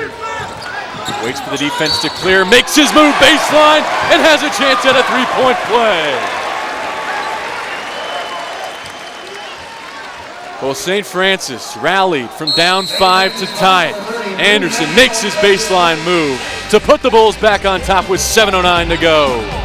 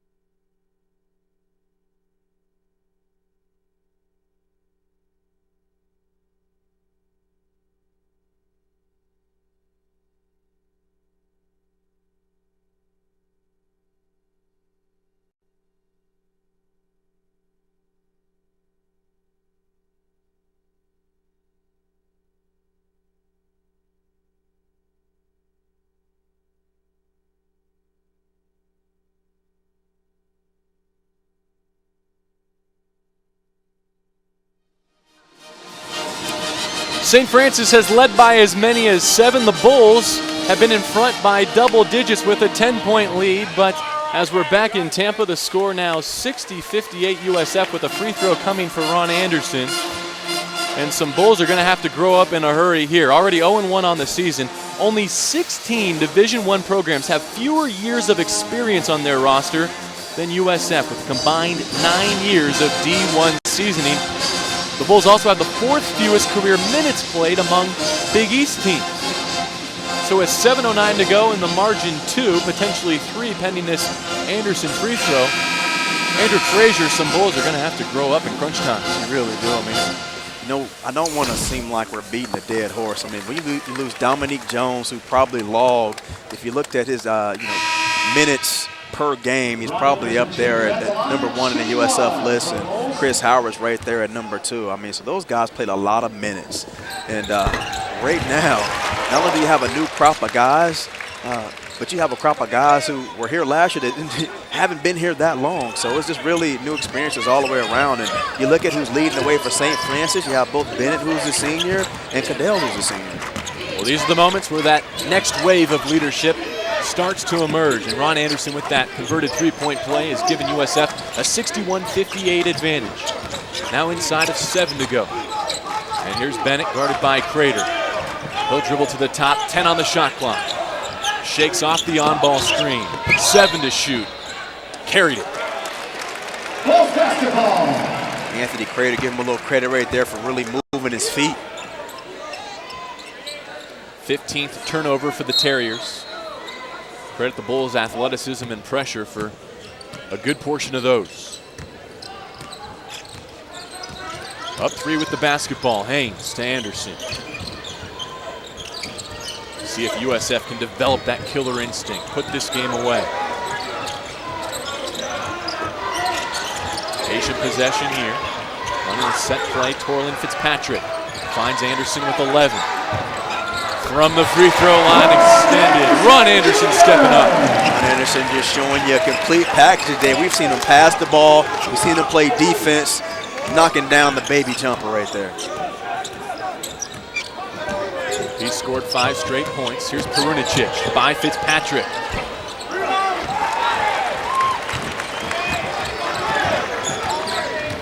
Bulls getting the defensive stops now. We'll see if they can continue to execute at the offensive end. 5:44 to go. Noriega needs help and gets it with Crater. Still plenty of time on the shot clock. 16 as Crater dribbles. They want to get it back to Anderson. He's had the hot hand. Now 10 on the shot clock as Crater takes the on-ball screen. Off the hands of Anderson, and a turnover, the 13th for USF. You know, right there, I mean, when things are really falling down, as well as Ron Anderson's playing, you call out for a screen on the ball and just run a 2-man game with the shot clock running down. St. Francis puts it in the hands of Adam Schmelski, the 6-foot freshman. Perunicic. Off glass. Fitzpatrick ahead of the pack. He was defending on that 3. Teammates can't find him on the breakout. Content to run another full possession here at the 5-minute mark. Noriega to Haynes. There's Anderson. They clear for him again. Spins to the baseline. Ron Anderson has 7 straight points. The Bulls have a 7-point lead. Mastering footwork in the post. Mr. Ron Anderson Jr. has done that. Making the defender lean left and using that reverse pivot for a great seal and closing off to the basket. 4.5 to go. Bulls trap on the sideline. It's Anderson. And a timeout, St. Francis, to maintain possession. We'll take a look at the transfer from Kansas State. You know, he was once well over 300 pounds. He's trimmed down to 255, and the agility showing here. It really is. I mean, and again, you're just looking at the cerebral play of Ron Anderson Jr. I mean, he's not doing a lot athletically here, but, I mean, look at his body position on every post feed that he's receiving. And right there, even on this last play on the defensive end, that wasn't a double team by any means that Stan Heath called. He's recognizing Cadell's over there on the sideline. He's tired, taking advantage of ball pressure between he and Anthony Crater. Noriega's points coming in the first half. Ron Anderson leading the way in the second with 16 points. This after making and really taking only 1 field goal attempt in his USF debut, playing 14 minutes off the bench on Friday. A guy who averaged 5 and 5 at Kansas State in his limited time with the Wildcats. A breakout game for him, certainly. Well, the staff is very excited about the addition of Ron Anderson Jr. They knew that once he got himself into condition, because he knew how to play the game, that he was going to be a force to be reckoned with. And you can see why they've been so excited with him. And even though he made that debut on Friday, a guy that sat out a year and practiced with the team all of last year after transferring, and at 6'8", some junior experience. I mean, he's maybe that key piece of the puzzle when you talk about the right mix of new blood, but seasoning as well. Well, not only that, I mean, he may end up being the person that steps up and is the leader of this ball club, because that's just the type of personality that Ron Anderson Jr. has. 4:20 to go, 9 on the shot clock. Bennett, not even close, but the rebound to Perunicic. Ron Anderson Jr., we just spent about 5 minutes talking about you, man, and you missed the blocks out. That could have been a key stop for the Bulls. We'll see if they can defend for another 35. Smelsky, look at Crater, pokes it away. Haynes with the steal. 3-on-2 if he wants it, but will instead pull it back out. Poland, he'll go right to the baseline, leaves it for Anderson. Not this time, but right there for the putback. Augustus Gilchrist. Good things happen when you get the ball in the post, and that's one thing we talked about a little bit, JB, before the game. You know, you want to get those shots in the paint because it causes people to come over and have to help. Augustus Gilchrist taking advantage and attacking the offensive glass. Bulls on a 9-0 run. 67-58. Hometown crowd cheering him on. Perunicic, huge. So much for that elbow in the pit of the back, huh? My goodness, for a guy that was writhing in the paint about 10 minutes ago, he's come back to have a huge impact on this game. You know, and they say one thing about good offense. Good offense beats good defense any day. That's a tough shot. 12 points now for Perunicic, all from behind the three-point line. 4 of 6 shooting as Coach Bryanka tries to draw up the scheme that could win it for his Terriers. You know, Ricky Cadell has not been in the game the last couple possessions. I wonder if they're trying to get him a breather to close things out. So, you know, with that timeout right there being called by St. Francis, I'm not sure how many they have. They have 1 left. They also get an additional TV timeout. So, looks like Cadell's coming back in. It'll be hard to overstate the value of this victory for USF. You look at the upcoming schedule, it's not going to get any easier. They go to UCF this coming Thursday. And the Knights put up 115 in their opener. Georgia Southern and Liberty and BYU, a team that'll grind you. And you get that South Padre Island time, and look at those matchups there. St. Mary's, Texas Tech, boy, take your pick. You don't want to play either of those. Some may ask yourself, I mean, if you're in the Big East, why do you schedule such a tough, you know, non-conference opponents? But he knows he has to get these guys ready for Big East play, and what better way to get your guys experienced than going against some of the better programs in the country. Here's Gilchrist working against 2 defenders. Crater rotates it back to Poland. He gets to the baseline so easily, and now he'll get to the free throw line. So USF with a 6-point advantage and 2 free throws coming. And we'll take our final scheduled timeout. Stan Heath unhappy about something. I'm not sure if he's one of the intentional.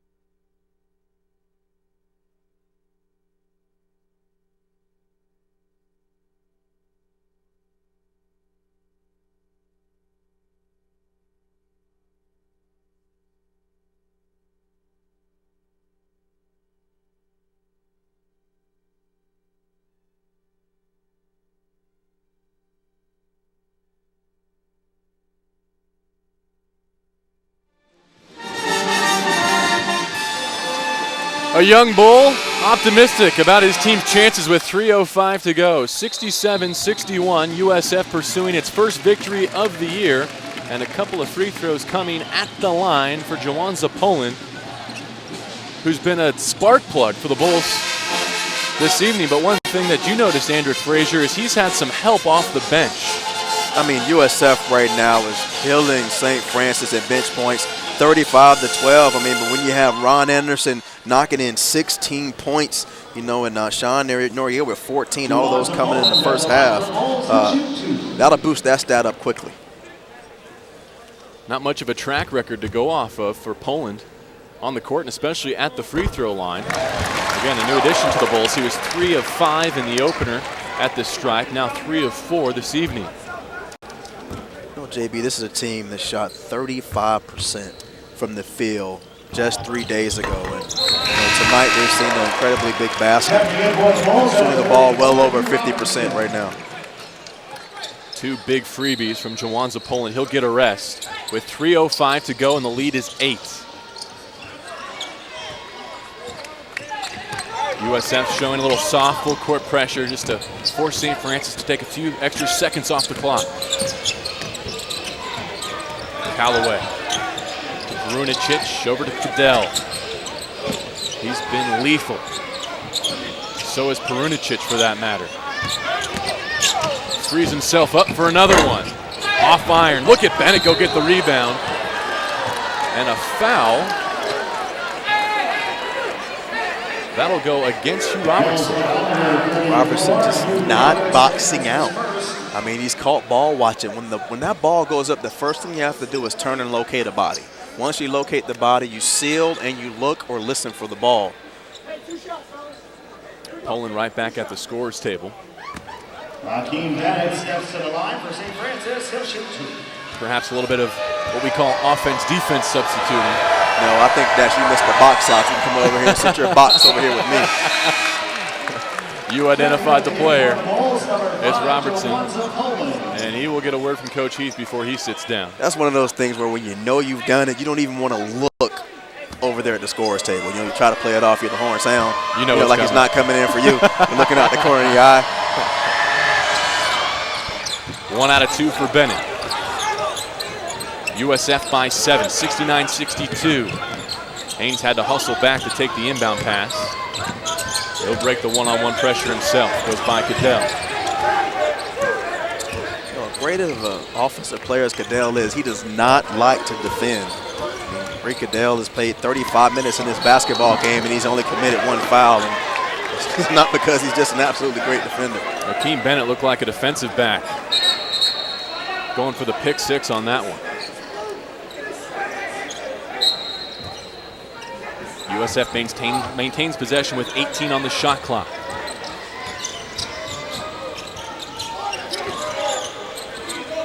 Crater with 11, takes the on-ball screen. Driving hard left, needs help. Haynes with 5. Bulls have to get a shot off. I'd say that's a pretty good one. Jawanza Poland just finds a way to contort his body to get through some of the smallest of places to get to the basket. Lead is 9. Callaway double team, passes out of it. Cadell steps back for 3. Mercer. You know, if I were in the bonus and I was one of those guys, I think you just have to foul him upon principle next time. I mean, he has not missed a basket. He has 28 points. His career high is 33. USF headed back to the line to shoot 2.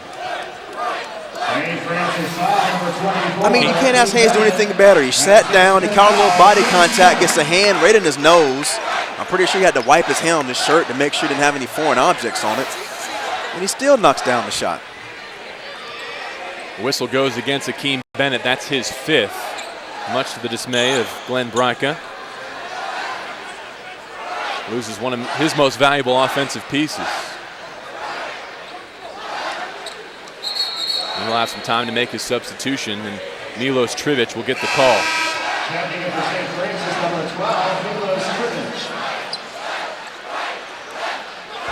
For Coach Bryka and St. Francis, they're looking for an early signature win. For the Bulls, they just want to get in the left-hand column any way they can. even though you're playing at St. Francis and everyone knows it's a game the Bulls are supposed to win, you have to go out and play the game. And I think if Coach Stan Heath's ball club can come away with one thing from this is that on different nights it's going to be someone's night. I mean, we talked about replacing the point performance of Dominique Jones, and here you're seeing guys that you didn't think that would step up and have big games, and Ron Anderson and Sean Noriega. And Jawanza Poland has also chipped in, so it's been a true team effort this evening. Chet Haynes gets 2 big ones at the line. USF can continue to make free throws. They'll be able to ice this one. Less than a minute and a half to go. Drake Calloway with 20 on the shot clock, working on Haynes. Bulls will let him take all the time he wants out there. Nice feed inside. Milk's going to get an easy one. 73-67. A smart play. Anthony Crater was stuck on Cadell over on the opposite wing, and he was the only person that can get the help side. And I'm pretty sure he's been told, you don't help off of him. If he goes to the restroom, you make sure you wait outside the stall for him. Final minute. Bulls by 6. Crater goes by his man. Look at that blow by. Passed it to nobody, though. Calloway the steal and the run out. Can he get to the rack? He does. He scores. He'll have a free throw coming.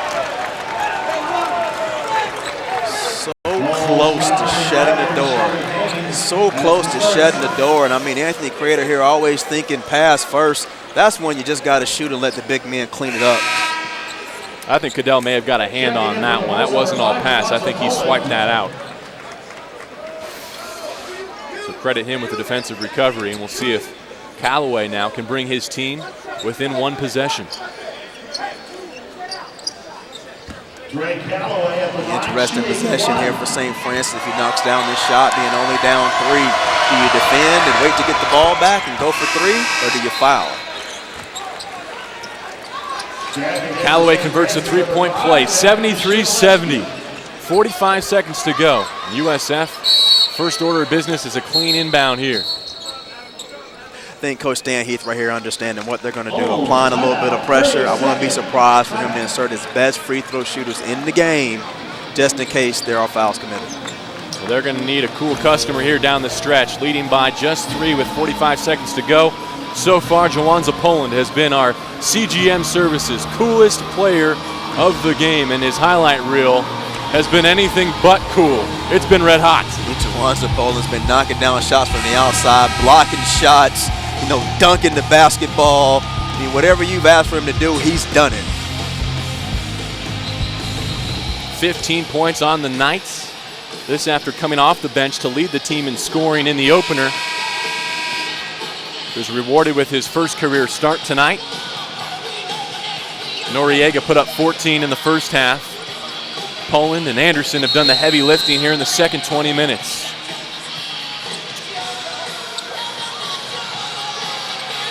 It's very important for USF here not to make a turnover. Ron Anderson will have the ability to run the baseline. You want to get the ball into one of your guards' hands right here. So it looks like they're going to try to get the ball in the Crater's hands. Only 10 seconds differential between the game clock and the shot clock. What's your approach if you're St. Francis? They are going to trap the first pass, especially if it comes in the corner. Ron Anderson has to step in and be ready. Haynes gets the pass, passes to Anderson. Now Crater, he'll have to get it across the timeline and does safely. They'll trap there. Back to Crater with 23 on the shot clock and 30 on the game. Ryko wants pressure on the ball. Cadell steps up. Haynes on the bounce. Now Anderson with 10, back out to Haynes. 18 on the game clock, 7 on the shot. Crater has it with 6. Shakes off the on-ball screen to the corner. Poland, he's been money all game, not this time. Offensive rebound, Ron Anderson. And a foul. You wonder when the size advantage was going to come into play, and right there, Augustus Gilchrist getting his hands on it first, and Ron Anderson with those vice grips for mitts, yanking the basketball in. Jawanza Poland with a great one-puller dribble, good look, and again, Ron Anderson, and having the awareness not to go back up with that shot. You know how tempting that is? Credit the Bulls with a good possession there. Ran out almost everything on the clock. Get a good clean look from one of your hot hands, and then an offensive rebound. And I'm surprised, by St. Francis. USF, again, even though they've had some players step up today, they're 8 for 13, but they don't have a history of knocking down shots. Put them on the line and make them earn it. Anderson misses the first. This game far from over. He can extend it to 2 possessions, barring a 4-point play with 6.1 to go. Hugh Robertson into the ball game for defense. Anderson may be bleeding. If he's bleeding, it has to come out. Wow. Looks like I'll be putting Sean Noriega in the game to knock down this free throw. You know who recognized that just a split second before you did? The freshman, Levante Doherty, on the bench. He started kneeing the guy right next to him, Sean Noriega. You got to thank the officials for this one. Glenn Bryka is perplexed. Wow. Bryka's like, let me get this straight. You bring the guy who is probably the best shooter in Florida. Look. He knows the rules. He's not happy about it, but he knows them. I wonder if Ron Anderson just scratched himself, you think? Noriega only 60% at the free throw line in 21 career games, but obviously his role has increased, as has his shooter's confidence, this evening especially. This the second of 2. Pretty good fill-in duty. You know, if I'm Coach Bryka, what I'm doing there is I'm calling the timeout, and I'm making sure they get Ron Anderson all taped up and back on that free throw line. Timeout on the floor, 6.1 to go. South Florida 74, St. Francis 70. The USF here has one responsibility. Do not foul. You want to make sure you keep the ball in front of you. Everyone's playing behind. You want to control the pass, but everyone catches in front of you. Now, this is one thing a lot of people don't agree with me. I'm not putting anybody on the basketball. He's not going to hurt you 90 feet away from the basket. I'm taking that person off the basketball. I'm playing them at center field. I mean, a three-pointer is not going to hurt you, but you're making sure they're not getting a clean look. I like pressure on the situation in one way. Make the person who's catching the inbound pass face his own baseline. Make him catch it going back towards the baseline as opposed to getting a running start with just 6 seconds left, get down the floor to take the 3. I agree. You definitely want to stay between the man and the basket. I mean, you don't want to make it be an easy catch, but you do not want to face guard or full denial. Who gets the look for St. Francis? Oh, are you kidding me? I mean, this ball is going probably into Ricky Cadell's hands. He's going to push it as hard as he can, or maybe even Callaway, and Perunichik or Cadell is going to get an opportunity to let one fly. Unfortunately here for St. Francis, that was USF that called a timeout. St. Francis still has a timeout left. So if they're able to knock down a Hail Mary and get a shot down, then they have the ability to call a timeout and see if they can get another one. 15 points for Noriega, none bigger than the one he just put down at the free throw line. 15 for Poland as well. Ron Anderson had 16 to lead the way for the USF Bulls.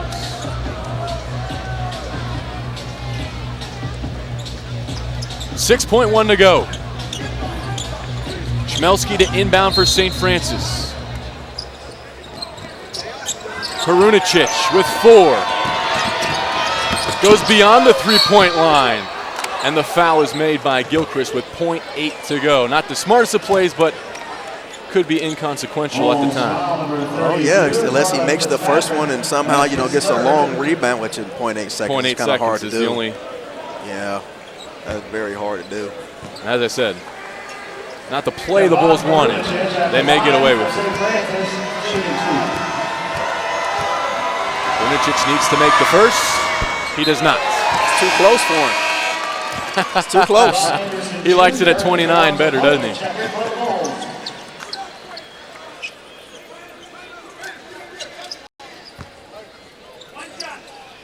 Coach, it's .8 seconds left. Relax. I've never seen this play before. Here comes the second. That one through and a timeout. Glenn Bryka and St. Francis.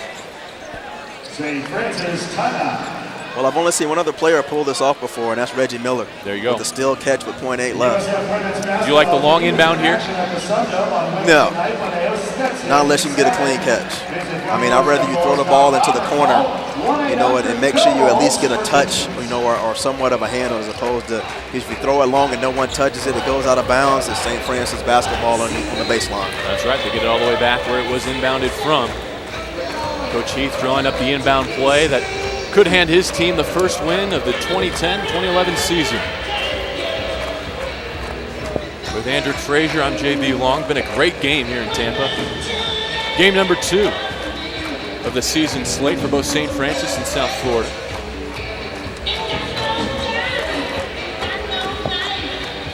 Bulls recovering from a slow start at the free throw line to go 13 of 19 on the game. Just under that 70% threshold that Coach Heath has pointed to for his team, and obviously it proved to be crucial. That last one, especially by Sean Noriega off the bench, turned it into a 2-possession game. He has to be happy with their ability to get to the line. They've been shooting the basketball very well. There have been some lapses on the defensive end mentally, and I'm pretty sure that's something that's going to be discussed not only in film tomorrow, but in practice before they go over to, you know, up I-4, you know, to go travel to UCF and play a team, like you said, that was able to put up a 115 spot on their opponent. The lineup for USF: Gilchrist, Anderson, Poland, Robertson, and Crater. Ron Anderson at 6'8", the trigger man off the inbound. To Gilchrist, the horn sounds, and they'll wave it off. USF wins it, 74-71. They improve to 1-1. It's always good to get your first, even though this was a lot closer than most Bull fans would have liked it, but this is something that Stan Heath's ball club can definitely build upon. Final thoughts on this one as they get set to go to UCF on Thursday? Well, again, he's found new attributes for his basketball team. Wanted to find out who could step up and knock down shots from the outside. Sean Noriega, Jawanza Poland had very good games. You know, not to mention, you know, what Ron Anderson brings to the table in tenacity and also a low post presence. For our producer, Chris McCauley, our director, Bob Herman, and for my partner, Andrew Frazier, I'm JB Long. Our final score, USF 74, St. Francis 71. Good night from Tampa.